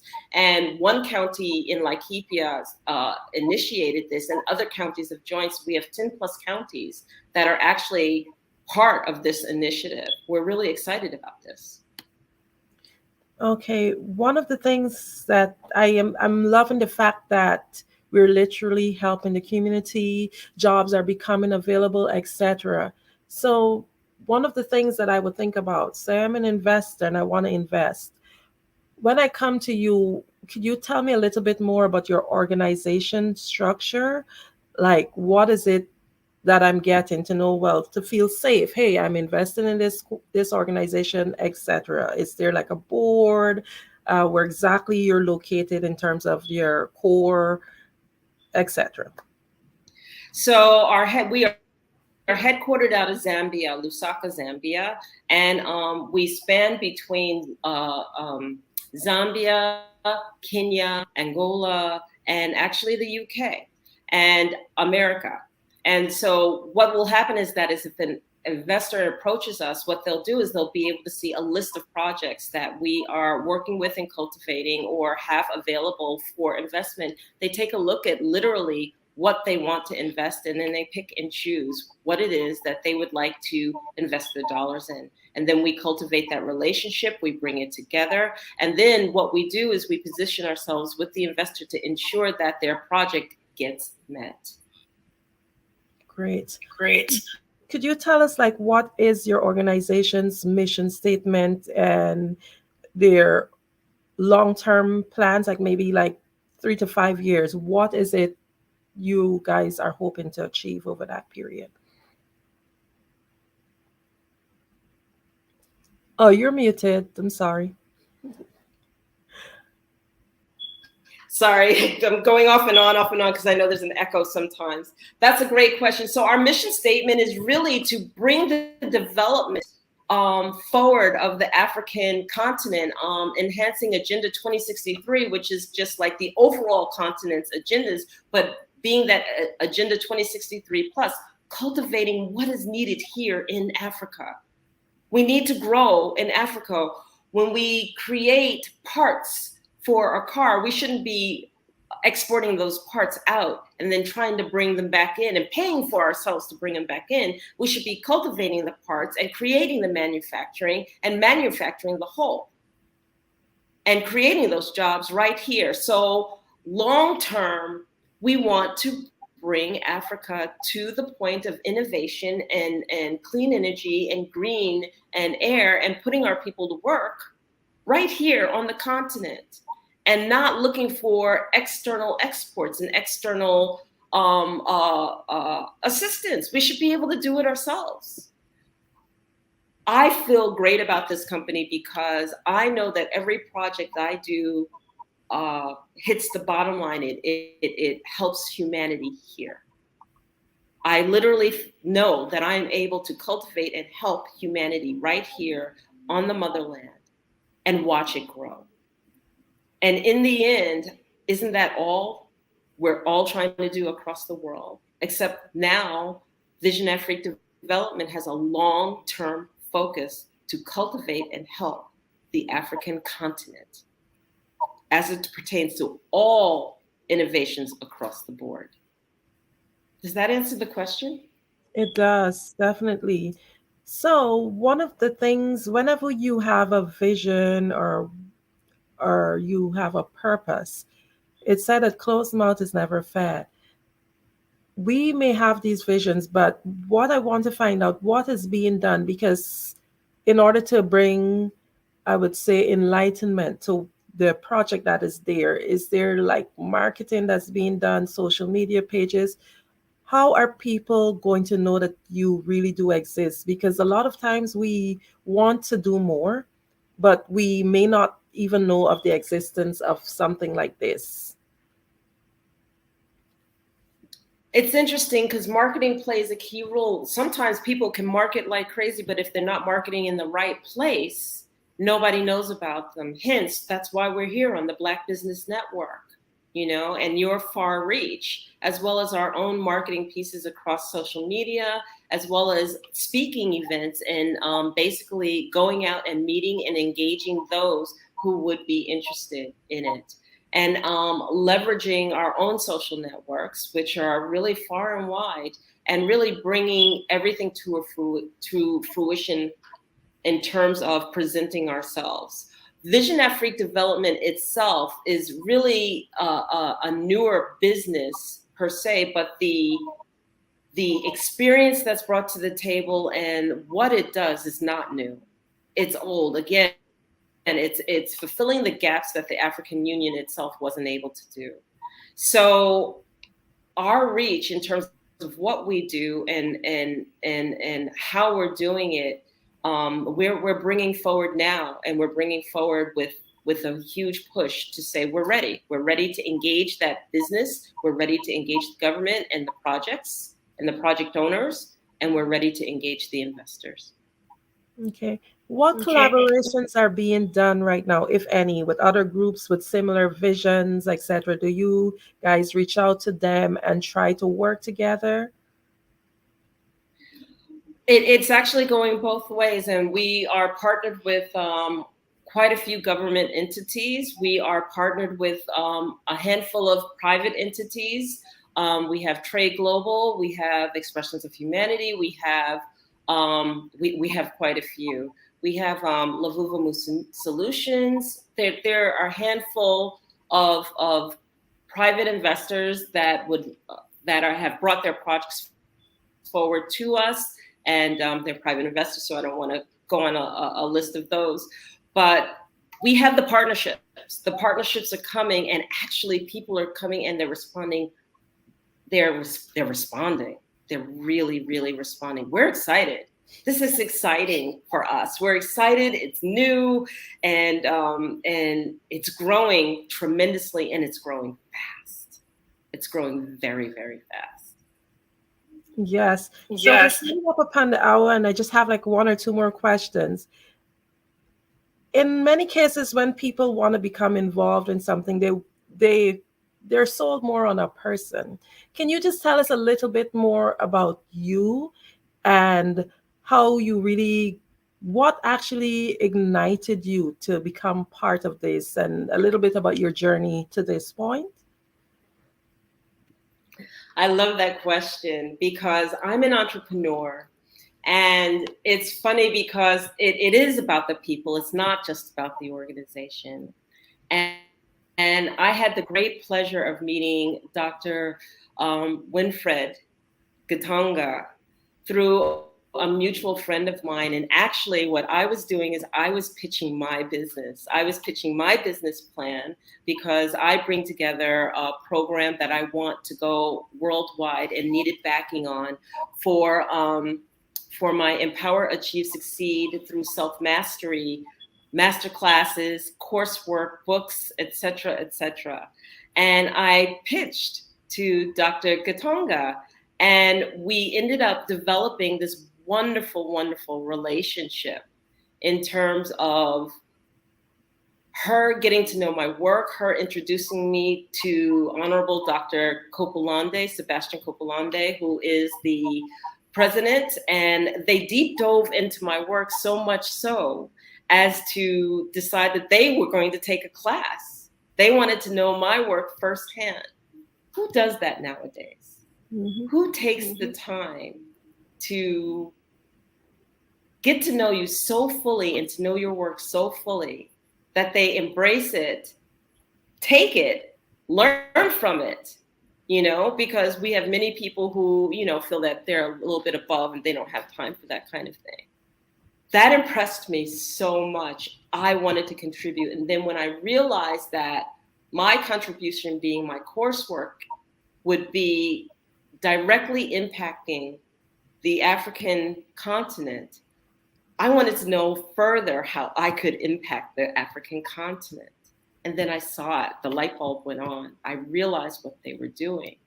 They were giving people direct opportunities to present projects that could directly contribute to the African continent in the most positive of ways. And I wanted to be a part of that. And so I was ready to find the contribution I could find in terms of my skill set and what I brought to the table in order to do so. And it makes me proud to be a part of something where I know that I'm giving to exactly who I want to give to in a positive manner and in a way that helps others give. And we talk about contributing and giving to humanity, and I'm impacting humanity directly in the most positive of ways. What's our purpose? What else are we here for except to do that? So amazing. That's why. Amazing. And that's my journey. Okay, I'm going to take this opportunity to just get a little bit, it's not, selfish, but just something that I'm working on, because I have 2 projects that I am working on in Africa. And because of that and what you've been sharing with us over the last hour or so, it actually ignited something in me. So just for clear understanding, say, for example, I'm trying to help a group in Africa, and they do need help, but they just don't have the resources. Is there a way that someone who might know a smaller community who's not aware of the help that is available, is there a way that they can connect with you? Just let me give you a little example. For example, I'm trying to raise some personal items for a home of young ladies who were taken away into childhood marriages. They literally kind of run away, and there's a shelter for them, but they do need help. And I've been trying to reach out, but I don't know that much people, and I just get personal friends to get stuff together.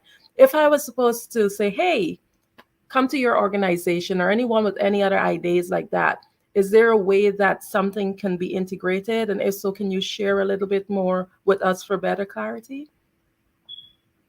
So I would say to you, how can you do this in the most positive of ways that is a win-win for not only just giving them personal items, but helping them develop so that they can work, so that they can stand on their own 2 feet, so that they can get their own personal items.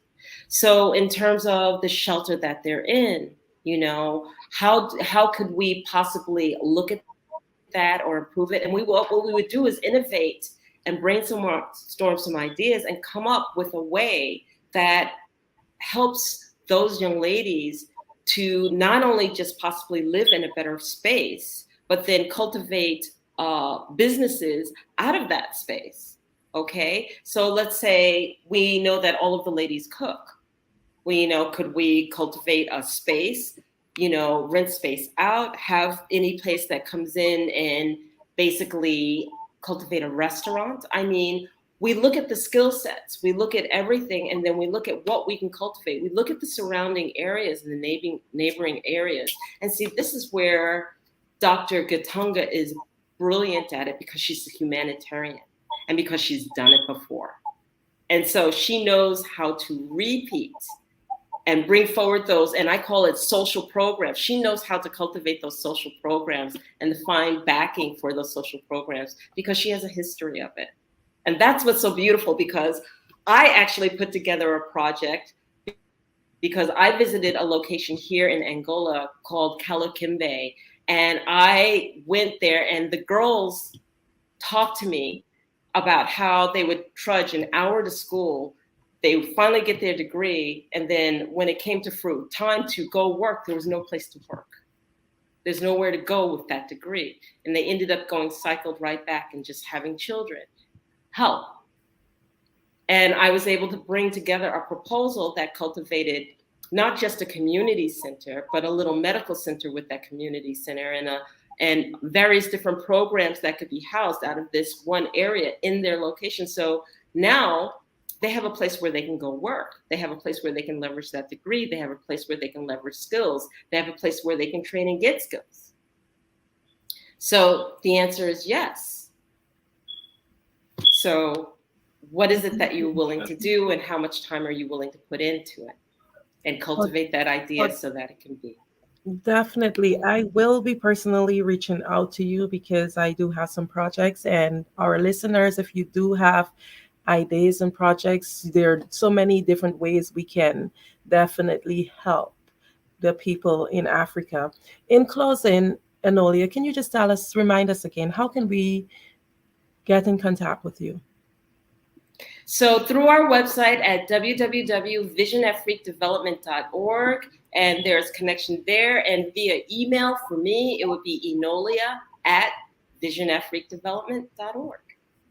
That would be it. Thank you so much, Enolia. You have just shared a lot. I am definitely moved. Our listeners have learned so much, and we are moved by this too. Thank you. Thank you so much for this opportunity. Genius is common, and I'll see you on the other side.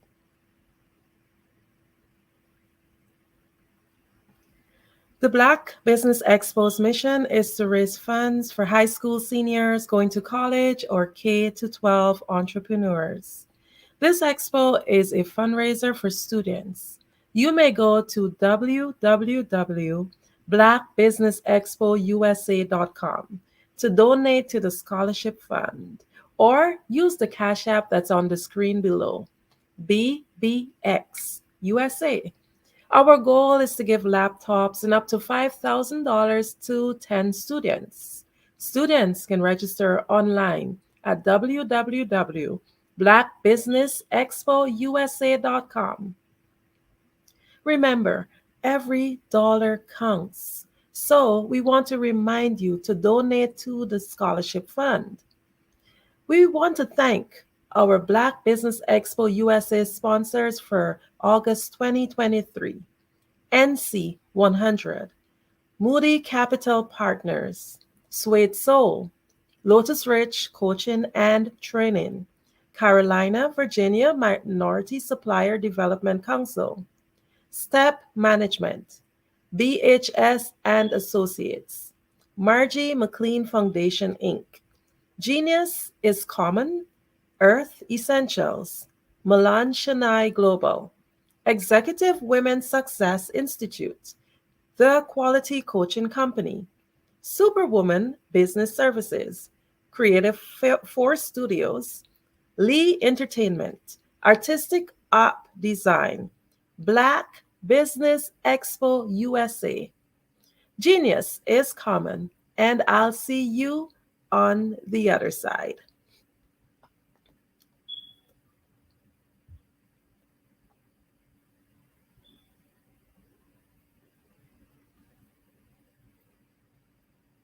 I'd like you to imagine with me, if you will, opening an app where you can collaborate with like-minded individuals from around the world, get inspiration and in-app tools to launch and grow your business, as well as share your knowledge and earn compensation, all in one app.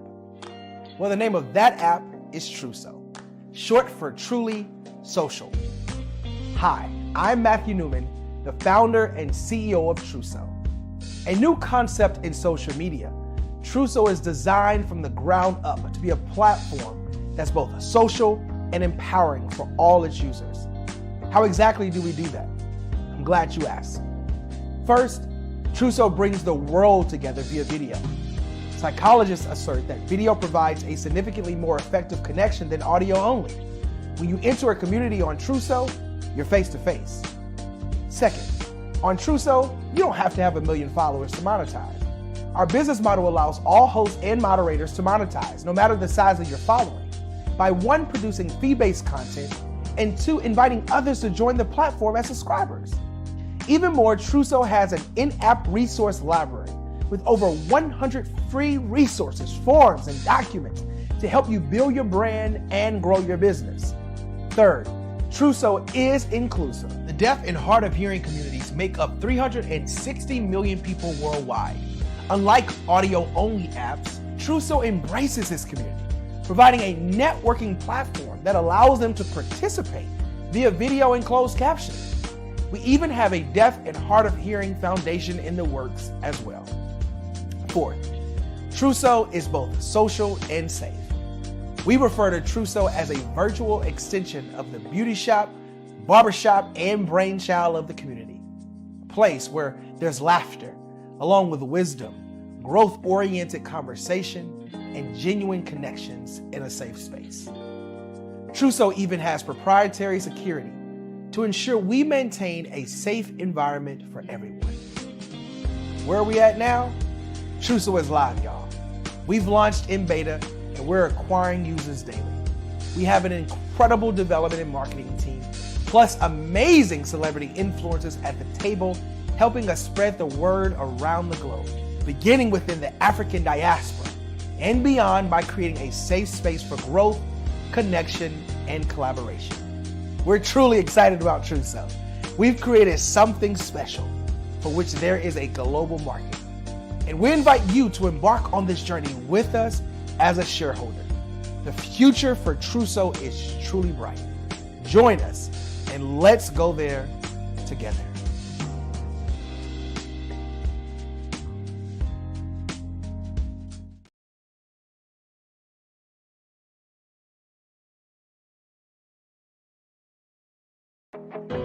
I am Black business. From the moment I wake until the time I sleep, I am Black business. I am Black business. Are you Black business? I am Black business. Do you support Black businesses? I support Black business because I am Black business. Black Business Expo. one of the largest business showcases in the history of black business in the world.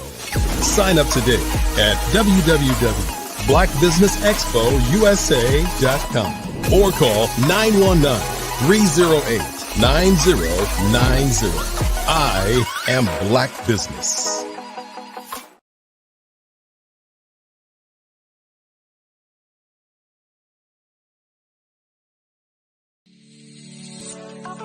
Did you know that our black dollar only lasts for 6 hours in our community? Yet other communities, their dollars last for 19 to 30 days. The Black Wall Street Nation. Black Wall Street Nation. Yes, that's why we created the Black Wall Street Nation. Black Wall Street Nation is a centralized directory available to all black businesses across the world. It was created for businesses like you, the ones that want to start and the ones who have a dream that have already started, such as businesses like Drop in a Bucket Productions, Valito Foods, Sugar Tea Branding Firm, All the Dazzle, Bun Cakeaholic, Miss Riot, and you. We'll have marketing, seminars, and some funding coming soon just for you. So, we want you to come and join us. www.blackwallstreetnation.com. See you there.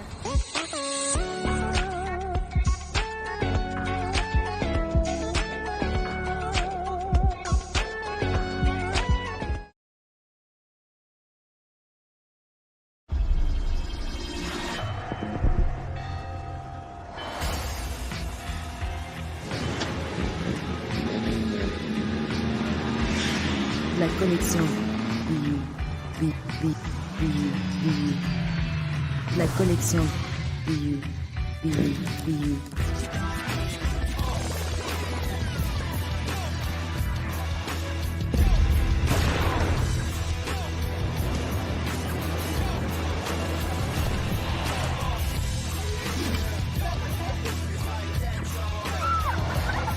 In a world obsessed with the cult of celebrity,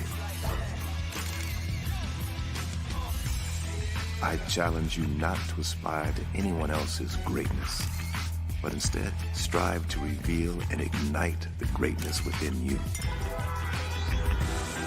Are you serious? I totally think that that's it. Hey. No! Hey! To me, sexy is a man that knows who he is and what he wants. Okay. He's comfortable. You look at him, you see him, he's just comfortable being himself. And you're like, Baby, be you. Be you, baby. Just be you. I like it. Introducing the Be You collection, exclusively available at K&G Fashion Superstore.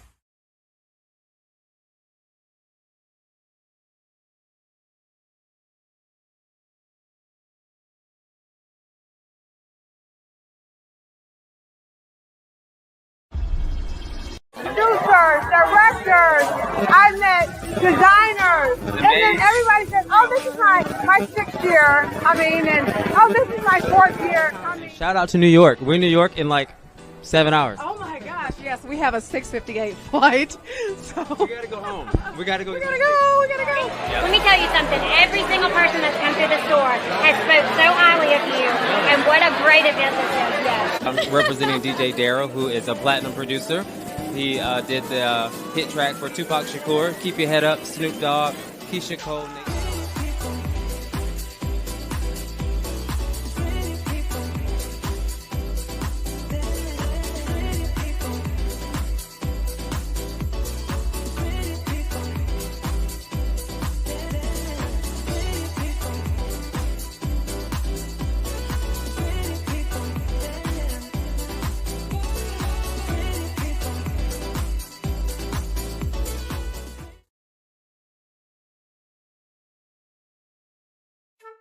This is Dr. Arnold T. Petsworth. He's the owner of Petsworth Vet World. Business was steady, but then an influx of new four-legged friends changed everything. Dr. Petsworth welcomed these new patients. The only problem, more appointments, meant he needed more space. That's when Dr. Petsworth turned to his American Express business card, which offers flexible spending limits that adapt with his business.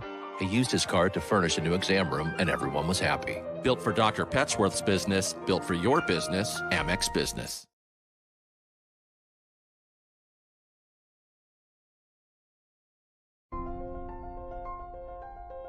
What if you could build your own city?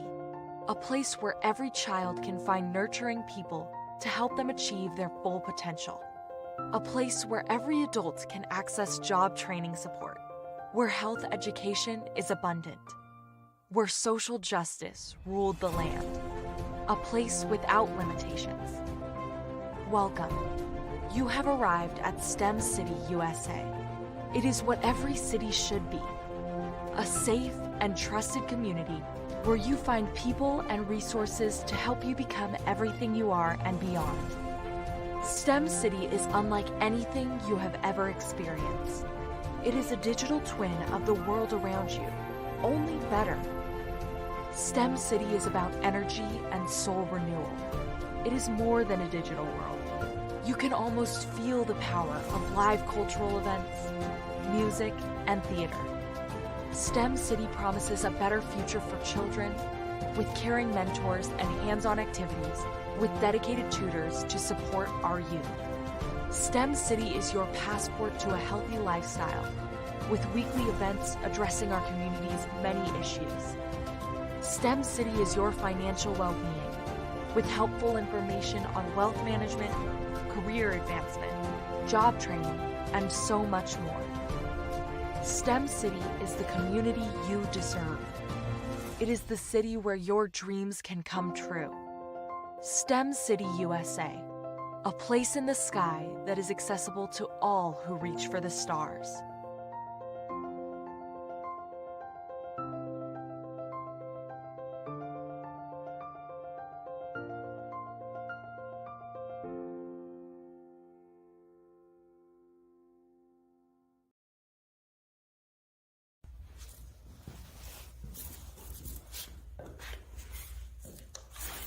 How you doing? I'm Rodney Allen Rippey. Yeah, the child actor. Well, now, leading man. Some of you might remember back in the day, the Harlem Globetrotters popcorn machine. Remember that? Well, it was a Saturday morning special that would come on, and I was there with Geese and Tex and Meadowlark Lemon. Remember the show? Well, I had a great time. And I have to say a huge, huge thank you to all my fans out there. Thank you for all the years of support. I went on from the entertainment industry. I started getting into producing and directing. And now, hey, here I am. I'm a studio executive here in Burbank, California at 2526 Studios. I have to say, it's been pretty good, but the best is yet to come. Please stay encouraged. Keep reaching for your dreams and never forget that genius is common. Remember that. Genius is common. No matter what anyone says to you, no matter how tough the road may get, keep striving. Keep reaching for your dreams. And always know that you are worth it. Everything that you put into yourself, everything good that you pour into your life, you are worth it. And when the times get tough, when things don't go exactly right, it's okay. Dust your shoulders off. Stand up strong. And remember, genius is common.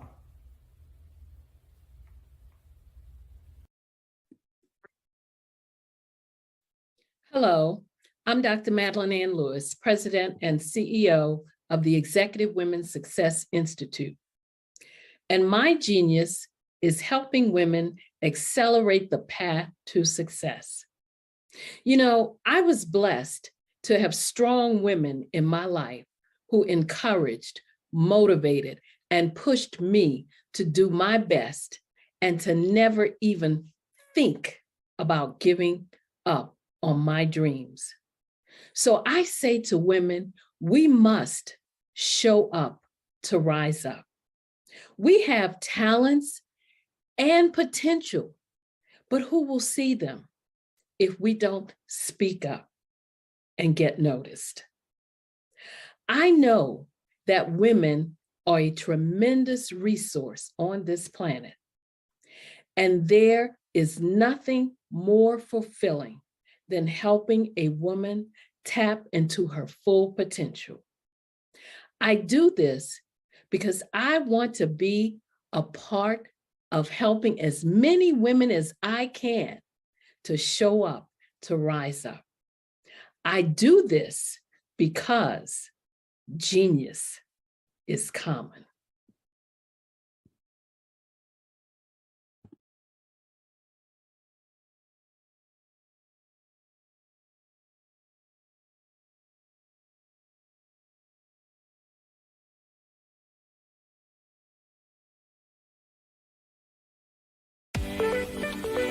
You are in the right place at the right time.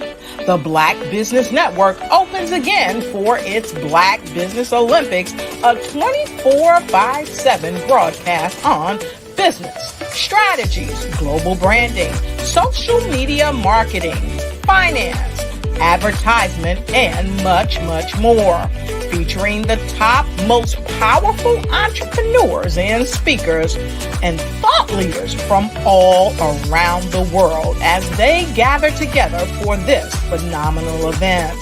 Join the Black Business Network streaming live into the metaverse, STEM City, USA, Black Multiverse, Pod TV, Roku, Hulu, iHeartRadio, Apple TV, YouTube, TikTok, Instagram, Google Podcasts, Facebook, LinkedIn, IBM TV, Spotify, and Twitch. Tune in today and be a part of this amazing movement. The Black Business Olympics welcomes you.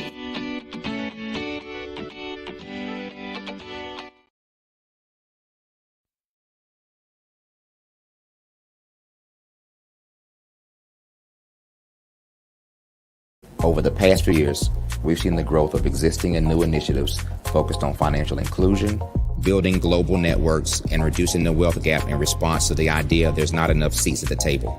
Whether their outcomes are to increase the representation of Black executives on corporate boards, ensure an inclusive global economy, or to create new U.S. African commercial pathways, the strategies are often carried out by separate programs.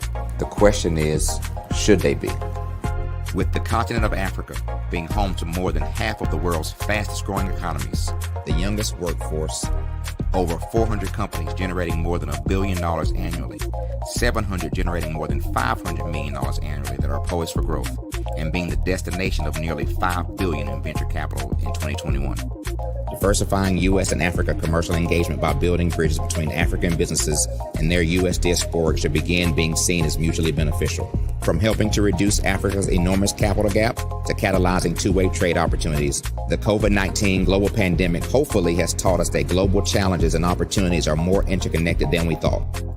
During the pandemic, African companies like Unicorn Flutterwave, insurance provider Reliance Health, ride-hailing app Yasir, and 54Gene, the continent's first bank of DNA on people of African descent, proved that when African companies have access to networks, capital, and information, they grow big, grow fast, and create solutions that are valuable to the world. This is why Be Direct was created. We are the first U.S.-based but African-centric board preparedness and board search company designed to connect U.S. Black talent and corporations to African businesses. Unique and fundamental to Be Direct's success is our process of helping board candidates adapt their experience and networks to an African context before they're connected to high-growth companies that are looking to locally and globally scale. From our focus groups with African business execs and government leaders, we don't ignore the sentiment that business is easy, but people are hard. Having a pool of board candidates with hard-to-access networks and extensive experience across the business life cycle, including successfully raising capital, is table stakes for an initiative like this. So yes, we have that. But corporate or entrepreneurial success in the U.S. does not guarantee success in Africa.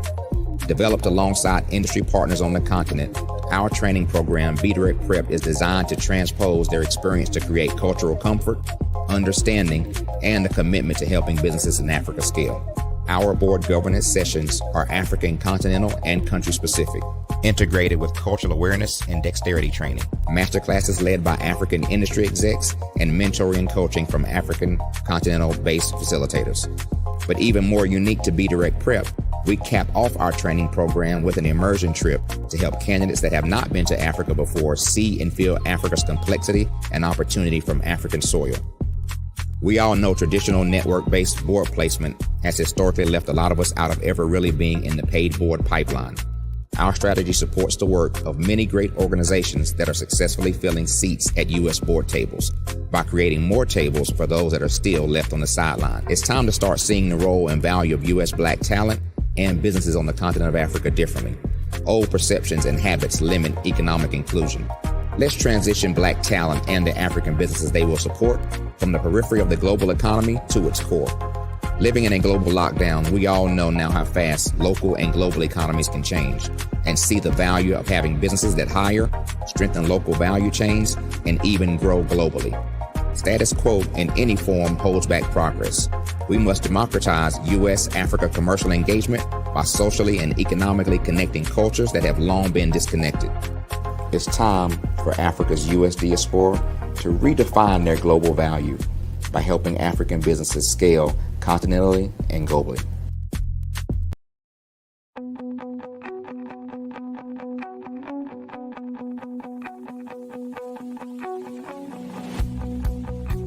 I am Black business. From the moment I wake until the time I sleep. Yes, I am Black business. I am Black business. Tell me, are you Black business? I am Black business. Do you support Black businesses? Listen, I support Black business because I am Black business. Black Business Expo, one of the largest business showcases in the history of Black business in the world. The world! Sign up today at www.blackbusinessexpousa.com or call 919-308-9090. I am Black business.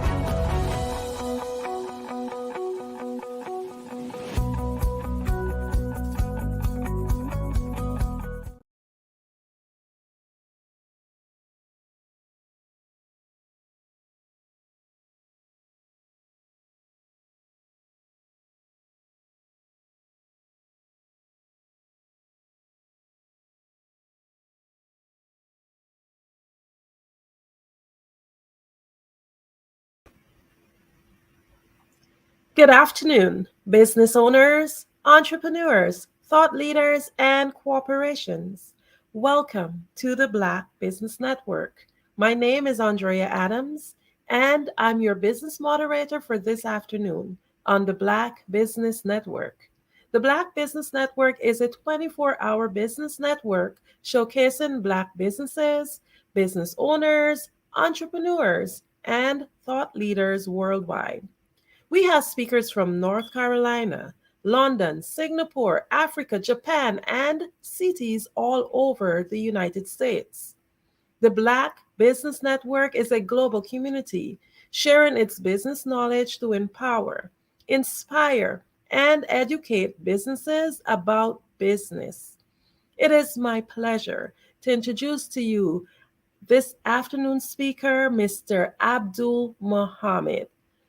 Abdul Muhammad is a global strategic management, public relations, and marketing consultant, a prolific entrepreneur, renowned public speaker, mentor, author, writer, publisher, and philanthropist.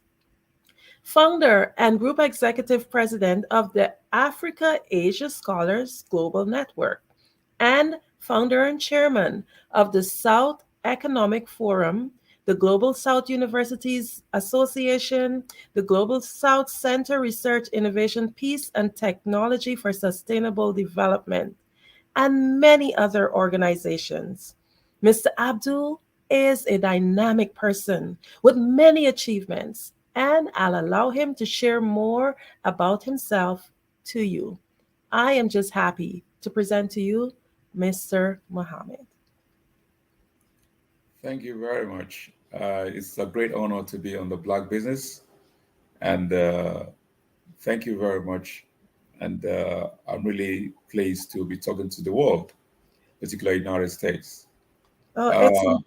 Personally, as Abdul, happen to be lucky to have been able to understand that man is born to think and be creative, because unfortunately, millions of people are not very creative.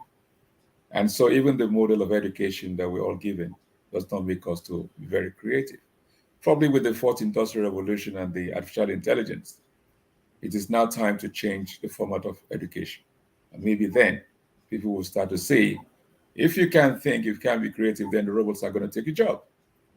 So let me just state here that I, as a person, was lucky to find that in 1955, there were leaders in Africa, particularly President Nkrumah of Ghana, that went and joined the leaders from Asia countries, and they met in the flower city called the Indonesia Bandung in Indonesia. And that's what they call the Asia-Africa Conference. Before I go to that, I will say that Rotary made me what I am, because in Rotary, you give selfless services. And then I'm a Nigerian. And I remember then we had the first human rights organization in Nigeria called the Civil Liberties Organization. And I was one of the directors then. And I remember going to a prison in one of the southeast of Nigeria to see whether the president then actually kept to his promise that he was releasing prisoners. But then when I got back to Lagos then, which was then still the capital city, I then asked the question, when we helped to get prisoners out of the prison, who's going to rehabilitate them? There was no system in that country at that time to rehabilitate prisoners. And that's what made me to set up what is called the Child Welfare League of Nigeria. Amazing. Well, thank you so much for introducing yourself, and genius is common, and I'll see you on the other side. Thank you.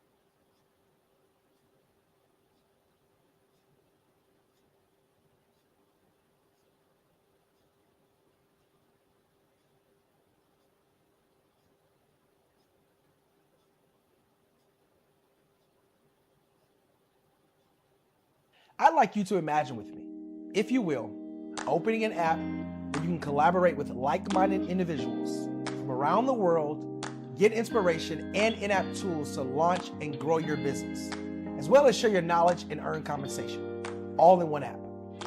Well, the name of that app is Truso, short for Truly Social. Hi, I'm Matthew Newman, the founder and CEO of Truso, a new concept in social media. Truso is designed from the ground up to be a platform that's both social and empowering for all its users. How exactly do we do that? I'm glad you asked. First, Truso brings the world together via video. Psychologists assert that video provides a significantly more effective connection than audio only. When you enter a community on Truso, you're face to face. Second, on Truso, you don't have to have 1 million followers to monetize. Our business model allows all hosts and moderators to monetize, no matter the size of your following, by 1, producing fee-based content, and 2, inviting others to join the platform as subscribers. Thank you so much for that wonderful introduction, telling us a little bit about yourself. But I've read your bio, and you have done a wealth of work. Can you just share with us, like, a little bit more about you? Like, you can tell us the projects that you work on that are really your heart projects. Thank you. That's taking me down memory lane. But actually, like I said, Africa, the Child Welfare League of Nigeria, when it was set up, and that was early 90s. And after about, I think, a couple of years, I went to the Child Welfare League of America, which is based in Washington, D.C. And I was quite most well welcome. And I try to see what progress they're doing, how we can do things differently, and I set up an orphanage, which ran for a while. And then also in the United Kingdom, I set up the first organization that cares about children. That was called the the African Child Association. And in the process also, we thought we do have ex-prisoners, ex-offenders, lone parents, refugees, and then started teaching them how to, because over here in the UK, there's so many old properties, and if you have skilled work, definitely that's a way to prosperity for you. So I decided to, train them on plumbing, electrical, painting, decorating. But actually, we used to black business, and we do business, in developing countries. Now, I mean, developed countries like America, or even here in the UK. Though I'm now British, but I'm an African, and I hold a lot to the continent of Africa, because Africa itself, we all know, is the richest with the natural resources it has. But unfortunately, all this is not in its end. And I used to say one thing, that if we look at black business in America, there's quite a lot that they could do to support Africa. And that's why I said earlier at the beginning of this, my intro, that when Nkrumah, who was then the president of Ghana in 1955, the year I was born, went to Indonesia and met with the Asians. If Africans had gone towards China, Japan, India, I can tell you that Africa would have been much, much stronger than the way it is today. But unfortunately, a lot of Africans want to go to America, they want to go to Britain, they want to go to Australia, they want to go to Canada. And I think that's part of the demise, where Africa up to today is still, well, you talk about slavery, you talk about independence. There's not much economic independence apart from political independence that Africa's got. So there's quite a lot. When we talk about even human life, it's all about business. Business does not mean when you trade. Even living your life is still business. That's why I said, in the world, there's nothing called charity, because if you don't run your charity like a business, it's going to fall out. So basically, and let me use this to commend the black business, what you've been doing, and I think it's quite amazing. And all I'd say is that we probably will look at ways to work with you, because here in the developing countries, which we call the Global South, we have the largest group. Global South contains about 7 billion people out of the 8 billion. But the 7 billion are so marginalized, and we're trying to see something to that. And probably let me bring some of the things which actually my organization, which is called the Africa Asia Scholars Global Network, is trying to achieve. First of all, is that in 2018, the World Economic Forum in Davos in Switzerland, I'm very happy with it. They were very being honest that the world is fractured. And even Donald Trump, then as the president of the United States, are the largest delegate to that conference in Davos in Switzerland. And even that was the 46th conference. And it was for the first time in history co-chaired by women, even though there was not a single African woman among those women. And what we did as an organization was that when they say our world is fractured, because everybody agrees, but I wonder, what are we doing? I will say that our organization, since then, was able to find a 3-point solution to why our world is fractured, which is also due to the fragmented education that we all have. So what we did was to call a meeting with the United UN Women, which is which is based in New York, and on the 19th of July 2018, because after the conference in that same year in January in Davos, and I sat the UN Women with my team, and one thing we are very clear about is that sometimes we're so dishonored with ourselves. We undo ourselves a lot because we don't respect the child. All over the world, we don't care about children. If we care about children, the world will be far better than the way it is now. And it's just quite a bit to say we don't have wisdom, because when you don't look after a child, you're indirectly not looking after your old age. And that's the dilemma which you're in. However, sitting with the United Nations women, I was very clear to UN women that they do not even know the value of women, because the world doesn't realize the value of women. And that's part of the problem where we have in this world today. But however, we don't stop at that. We had the mandate from the Association of Arab Universities which has over 500 universities. In the Arab states, you have 1,000 universities. And then also, I'm not an Asian. I'm an African and British. But as an African, I serve on the board of the Association of Universities of Asia Pacific. And people won't believe that, oh, how did you get into being an advisory council of association that belongs to Asia? But I've been there since 2015, and we have very cordial relationship. And then we also have a mandate from the Association of African Universities and also the Association of Indian Principals. And ever since 8 years now, what we've been doing is to study where did we go wrong? Where's the problem?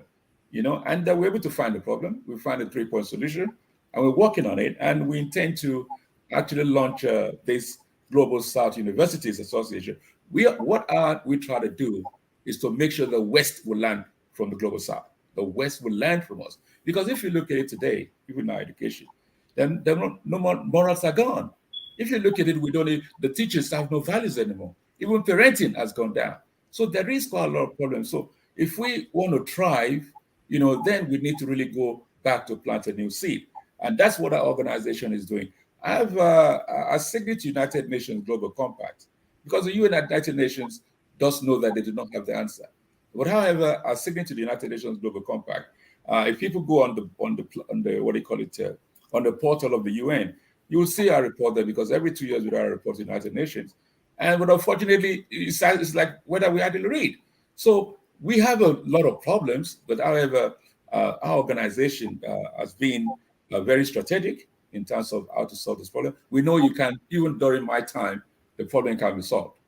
During my time, changes cannot come. But if a change comes, that's a plus for me in my life. But what we're trying to do is to lay the foundation, because the UN knows, even the current, because September you have a new president of General Assembly of the United Nations. The immediate, that was the one that's going to be leading the office of the UN General Assembly as the president, used to be in charge of the the group that was set up by the United Nations in 2013 to see what they're going to tell us in 2015 after the millennium. And the UN had a high-level panel that met in Bali, Indonesia again, and they came up with 2 great things that would have tried to start changing this world. And they said renewed global partnership, people-centered policies. We were expecting that the UN by 2015 is going to try and see how we can build strong partnership, which is through trust. But unfortunately, the UN gave all of us 17 goals. And you find that most of the goals we're talking about are interwoven. So we find that even now, even the UN Secretary General and even the Deputy Secretary General, they've already mentioned that even the SDGs, Sustainable Development Goals, is not achievable. It's not realistic. It is very clear, because even the UN said we do not have sustainable structures. What we're saying, I'm saying here now, affects Black business, affects any ethics, any ethnic businesses. It affects everybody: the child, the mother, the father, everyone you can talk about. So if we have the UN, which is the bigger body, we need the UN. But even then, when Kofi Annan was there, and then the current Secretary General there, they've been trying to make reforms. So at the end of the day, where are we?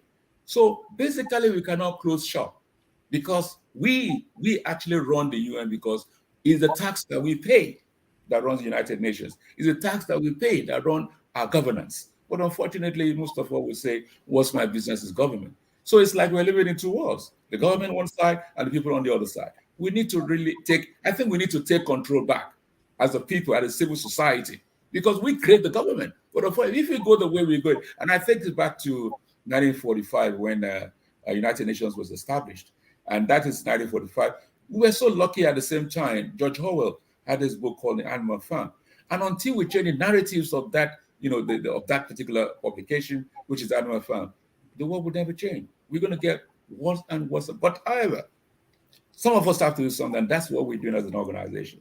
Now, I want to commend the Prime Minister of Jordan for taking our idea, and saying that his country, which is even, if you talk about peace in the Middle East, I mean, Jordan, everybody knows, because you have almost about 4 million refugees that have been, looked after in Jordan. That's in the Middle East. And they are really ready. The Prime Minister has a great, and I'm going back to even again next week. I'm going on Sunday or Monday, the next 2 days, back to Jordan we're preparing to launch what is called the largest body, of university of educators in the whole of the global south. And this is going to be launched on the 10th to 12th of November, and that is to mark the World Peace, World Science Day for Peace and Development.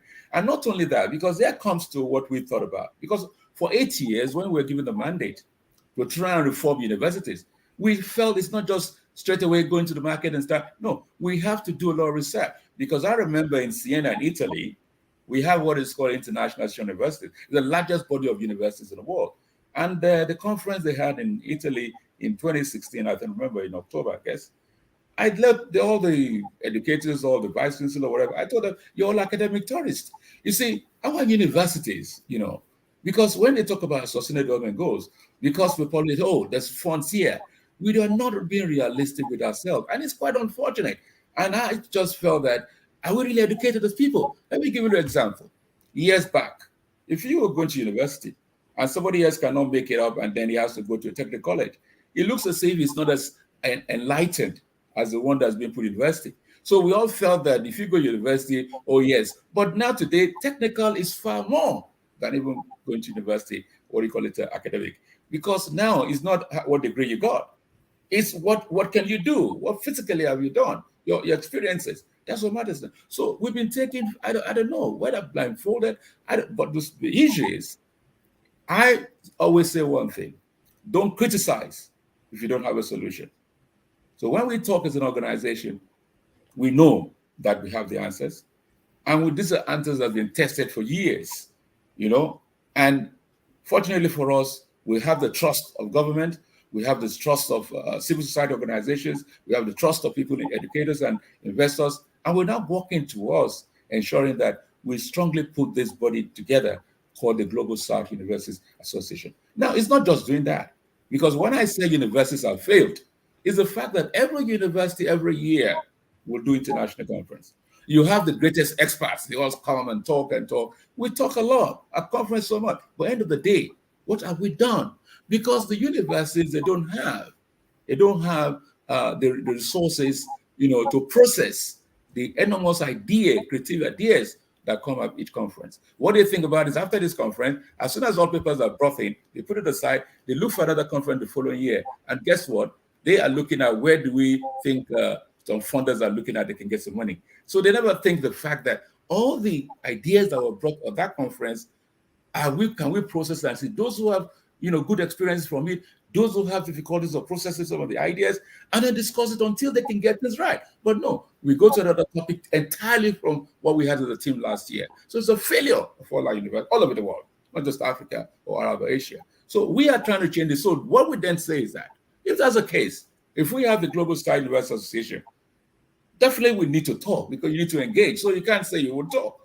But it's not about talking and not trying to take action. So what we have now is got the Global South Research Center for Peace, Innovation, and Technology for Sustainable Development, which is just the G-Z.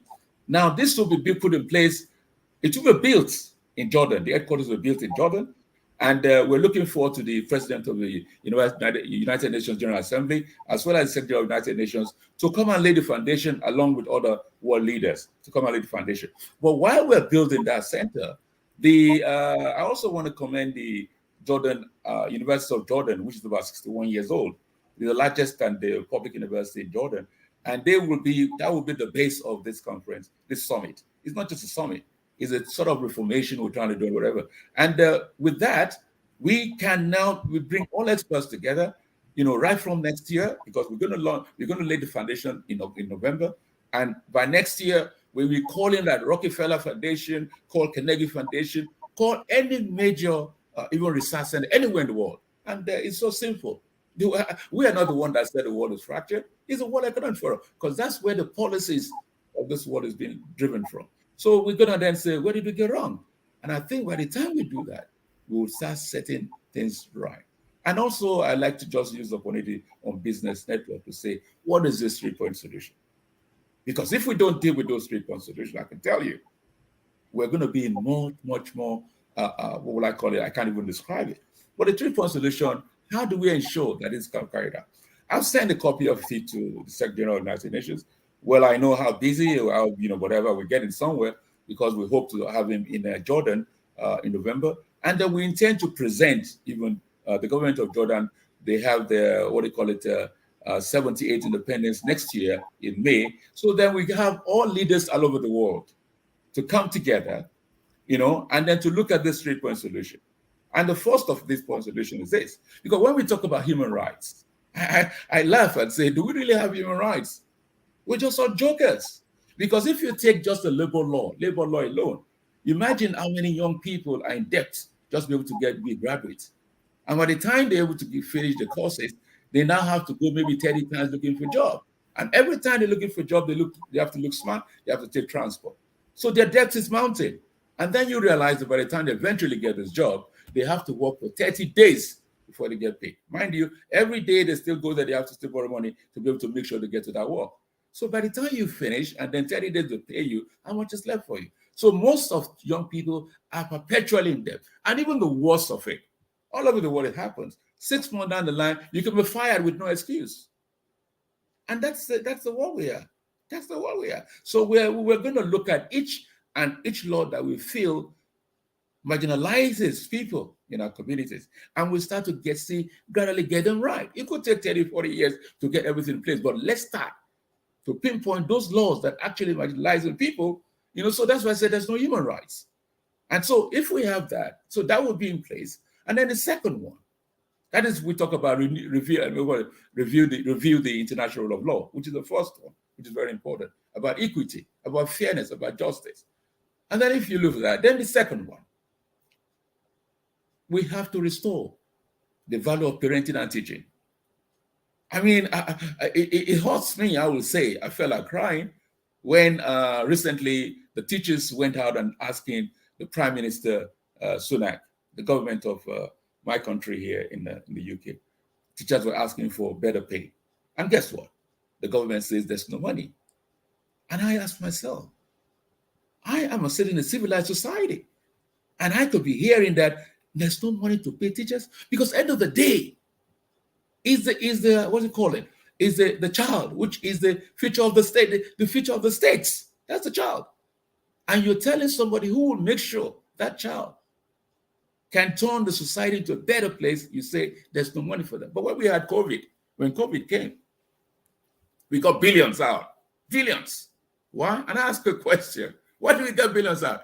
Maybe then we can probably put our contracts. But when the teachers have to be paid so that they can better the lives of our children, the future of the state, we said no money. But I always remember one thing. The former chancellor of Germany, Merkel, and teachers, engineers, doctors were asking to get better pay than the teachers. And guess what she said? She said, you want me to pay you more than the teachers? He said, what is the justification for me to pay you more than those who made you? I bet you all the doctors, the lawyers, the engineers, they couldn't even say a word again. Because if the teachers can make you, then at the end of the day, the teachers are asking for a better pay. It's unquestionable even to ask that it should not be paid or looked after. Because it's the future of the state we're talking about. So we do a lot of things, and then apart from that. And then one of the things I also saw is that you remember most of the time everybody has to work in the office. But COVID came, then we were able to think, and say, okay, let some people be working from home so that we can still be able to generate resources so that we can pay, we can ensure that the state is not bankrupt, so let people go and work from home. But don't you believe that even without COVID, we should have said, okay, in the family, the parents, let's say example, the husband should go and work 3 days, in the office and 2 days work at home. And then let the mother do 3 days at home and then work in the office 2 days. So that at least we can look after the state of the child, which is the future of the state. We should have even thought about that, but nobody thought about it until COVID came. And I wonder how enlightened we all are. We have so many professors all over the world. Well, almost every 5 years, we're going to recession, even here in the UK. And I wonder, London is the capital city, the financial capital of the world. But yet, every almost 5 years, we're talking about going to recession. And I just laugh. We can't even manage ourselves. We can't manage our societies. It's so unfortunate. But I tell you what, the goal, because whatever we like it or not, there is a force. Because whatever you like it, you work and make billions. I tell you what, you go, you're not going to take a penny. You came naked and you're going to go naked. But at the end of the day, we be able to say, it's like this Al Pacino's, don't be, what would I call it, when he said, don't be run out of your supplies, that this movie he did. He said, we seem to be carried away. We seem to have lost it completely. When we breathe air, you go to the hospital, how much oxygen? You pay for the oxygen. You're already getting that, free of charge. And then every time you still pray, oh, I want, give me. You can't be asking to have if you have no justification to say, this is the person you have given. If you can't give someone, you have no right to ask anything anywhere. Life itself is give and take. So the education will be given. And I want to also use the opportunity to say one basic fact, where we're being divided as human beings. And when you have only 5 people to look after 5,000, it's impossible for that society to be thriving. Because you disempower people. And how do you disempower generations people? Because you want to create a class syndrome. Now, if you know, and we believe, that you have to treat every child differently. No child should be treated the same. It's a norm that we all agree with. And then at the same time, you also say that no two brains are the same. But guess what? Why do we set the same exam for children? Why? Normally, if you can memorize, not every child can memorize. So if you can't memorize, definitely it's like you're a failure already. So we create some people who become gardeners, drivers, they become whatever you call it. Not that they're not intelligent, but the system, that bars them from contributing to the future of the state. Then again, you find that the same syndrome, in the same platform, you find people who are doing exams, and when they fail, some of them cannot afford to go back to their parents and say, oh, I failed you. Or they can't sit in the classroom and be seen that they are not up to task. So what they do, they start to cheat in classroom, in exams. And that's how they grow up into fraud. And then end of the day, become institutional corruption. So when we now say we want to click corruption, we're just fooling each other ourselves. It's a system that creates it. And now let's go to government itself that we created. When you create what is the government, it's not the politicians. A politician might want to say, oh, I want to change the society, I want to change my community and everything. But when he gets there, guess what? The civil servants, the public servants, they are the policemen. The police and guide that system that we created. And they are the most corrupt. So they create that system, and they'll find even no matter what, even I'm not a fan of Donald Trump, but he tried to break the system, but it wasn't allowed by the civil system. And even we have similarly when Boris Johnson was the prime minister, I think he had a chief of staff. He also tried to break the civil servant, but they wouldn't allow it. They're very strong, very powerful. So they are the people created to be the civil servant, and they guide that policy very tight. And that policy itself is what is really, really bringing a lot of things there. So the essence is that we've talked about, by the time I've mentioned about this, but we said the first, the second, which was about restoring the value of parenting and teaching. And the third one, which is very, very important, is about the African adage. It takes a village to raise a child, not a family. It takes a village to raise a child, not a family. The way we do it now is that my child is not, that's your child. Every child is everybody's child. And even when I refer to when we now have a system where, you rather for you to look after the children, you now have to get a nanny. So we have 90 states around. So when you now have, because when you say my child, but you're not going to be there, you don't know who your child is mixed with. So if you don't look after those child out there, and you think it's just your child, then it means you don't have wisdom. You don't have knowledge about life itself. So most of us even don't know who we are. Even some of us are afraid of our shadows. So how talk less? Even I remember then the former president of the UN General Assembly, Tijani, who was then the permanent representative for Nigeria in the United States.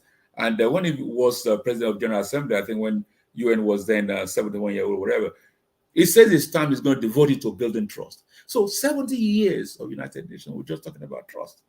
So I think it's important where the orientation, the mindset is very important, because most of us have lost it completely. Most of us have given up hope. Most of us have just realized that whatever comes, I just take it. Things have to change. I remember recently, because we have the Dennis. Dennis is now Ambassador Dennis is the new. He will step in September at the UN General Assembly, and that even tells me that's why we say that he should use this term. Africa is a continent; it's not a country, and yet for years Africa has not been allowed within the security what do you call it of Assembly of the United Nations, and yet we still say we talk about human rights, we talk about fairness, we talk about equity. What is there is that people need to, and I want to use this word for all of Black Americans in America, because if we look at the example, look at Dubai. Everybody wants to go to Dubai. Look at Singapore. What Singapore was turned into. We all know what Singapore was some years back.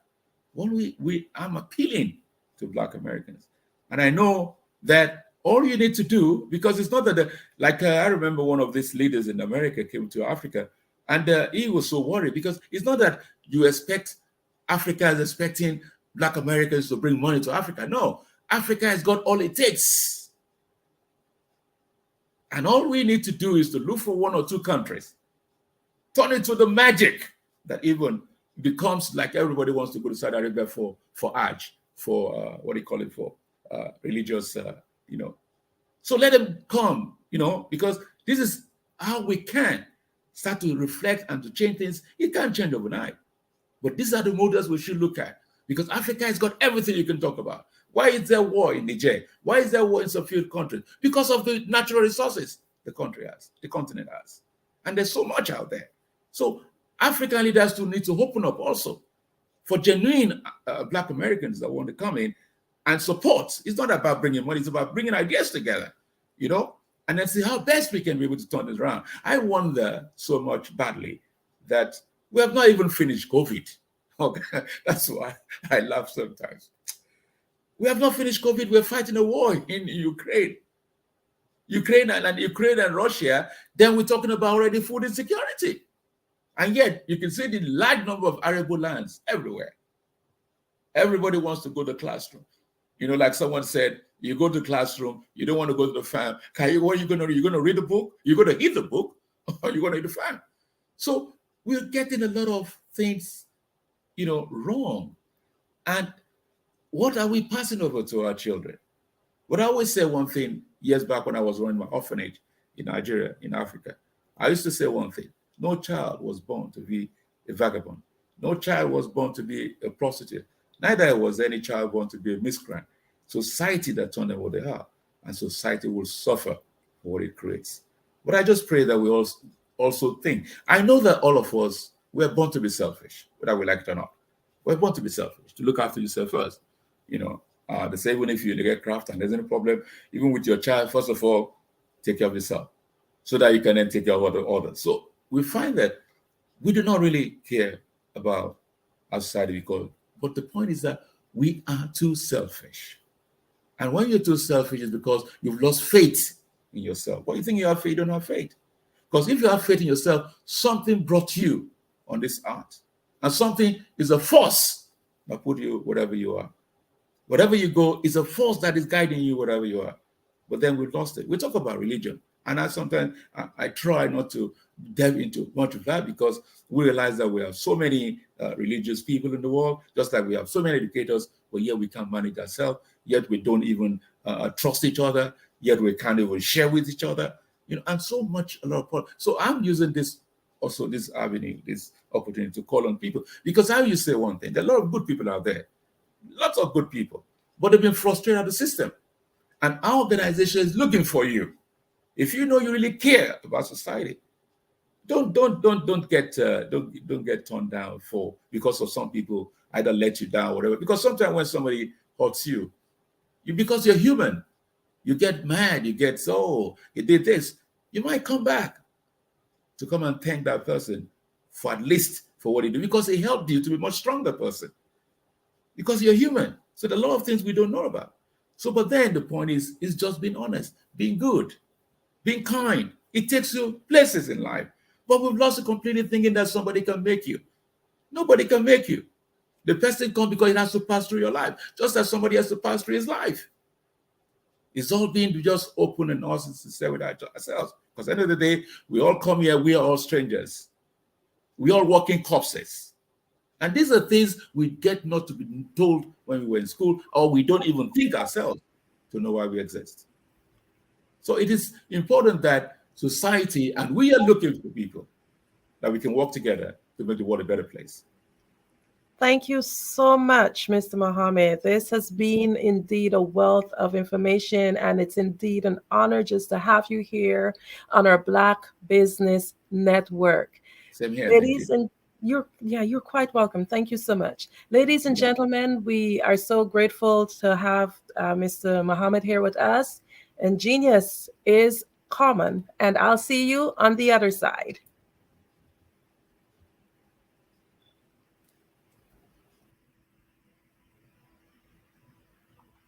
The Black Business Expo's mission is to raise funds for high school seniors going to college or K-12 entrepreneurs.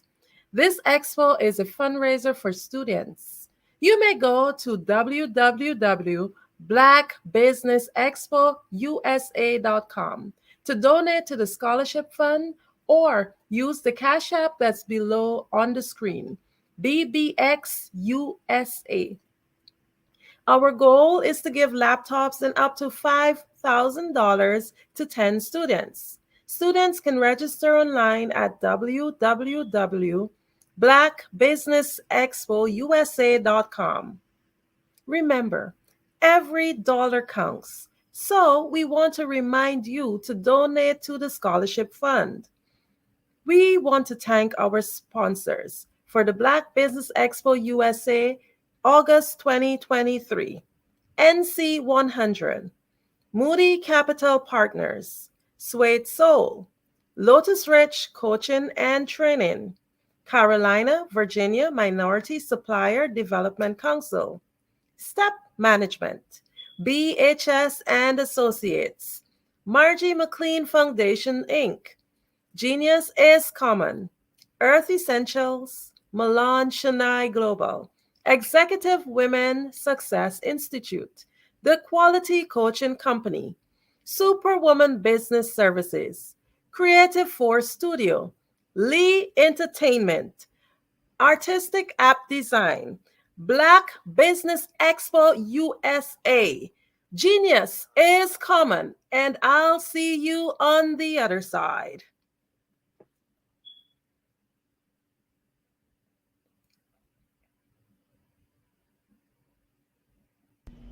Why do I do what I do? You know, my life coach asked me that a few years ago. And she said, Tony, what's your why? And I told her, and she said, girl, you've already accomplished that. Perhaps you need a new why. Hi, Tony Harris, Amy Hoydu with State Said Marketing, one of your students.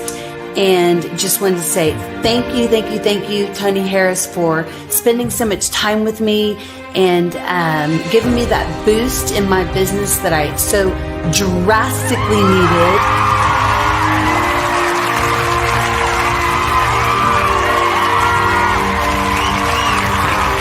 My why is to touch, move, and inspire my clients to take drastic steps to be better than they were before they met me. I'm a resource. I'm a connector. I want to help people build deeper relationships that are beneficial to their life and business. That's what I do best. So, first thing you got to do is show up. And speaking is a way to magnetically attract your ideal client to you. How many of you use social media that way? Absolutely, and this is how you look to the world.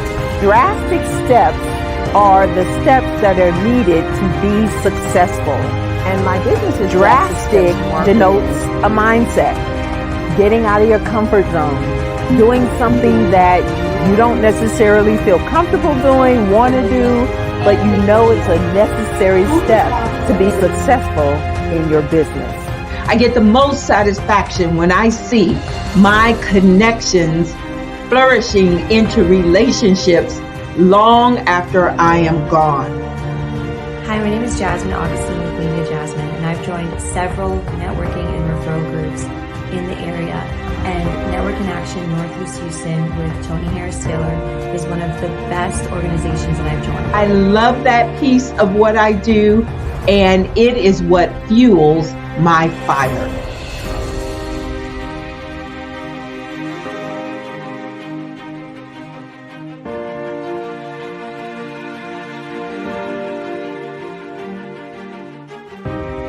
My name is Toni Harris Taylor, saying take a drastic step today.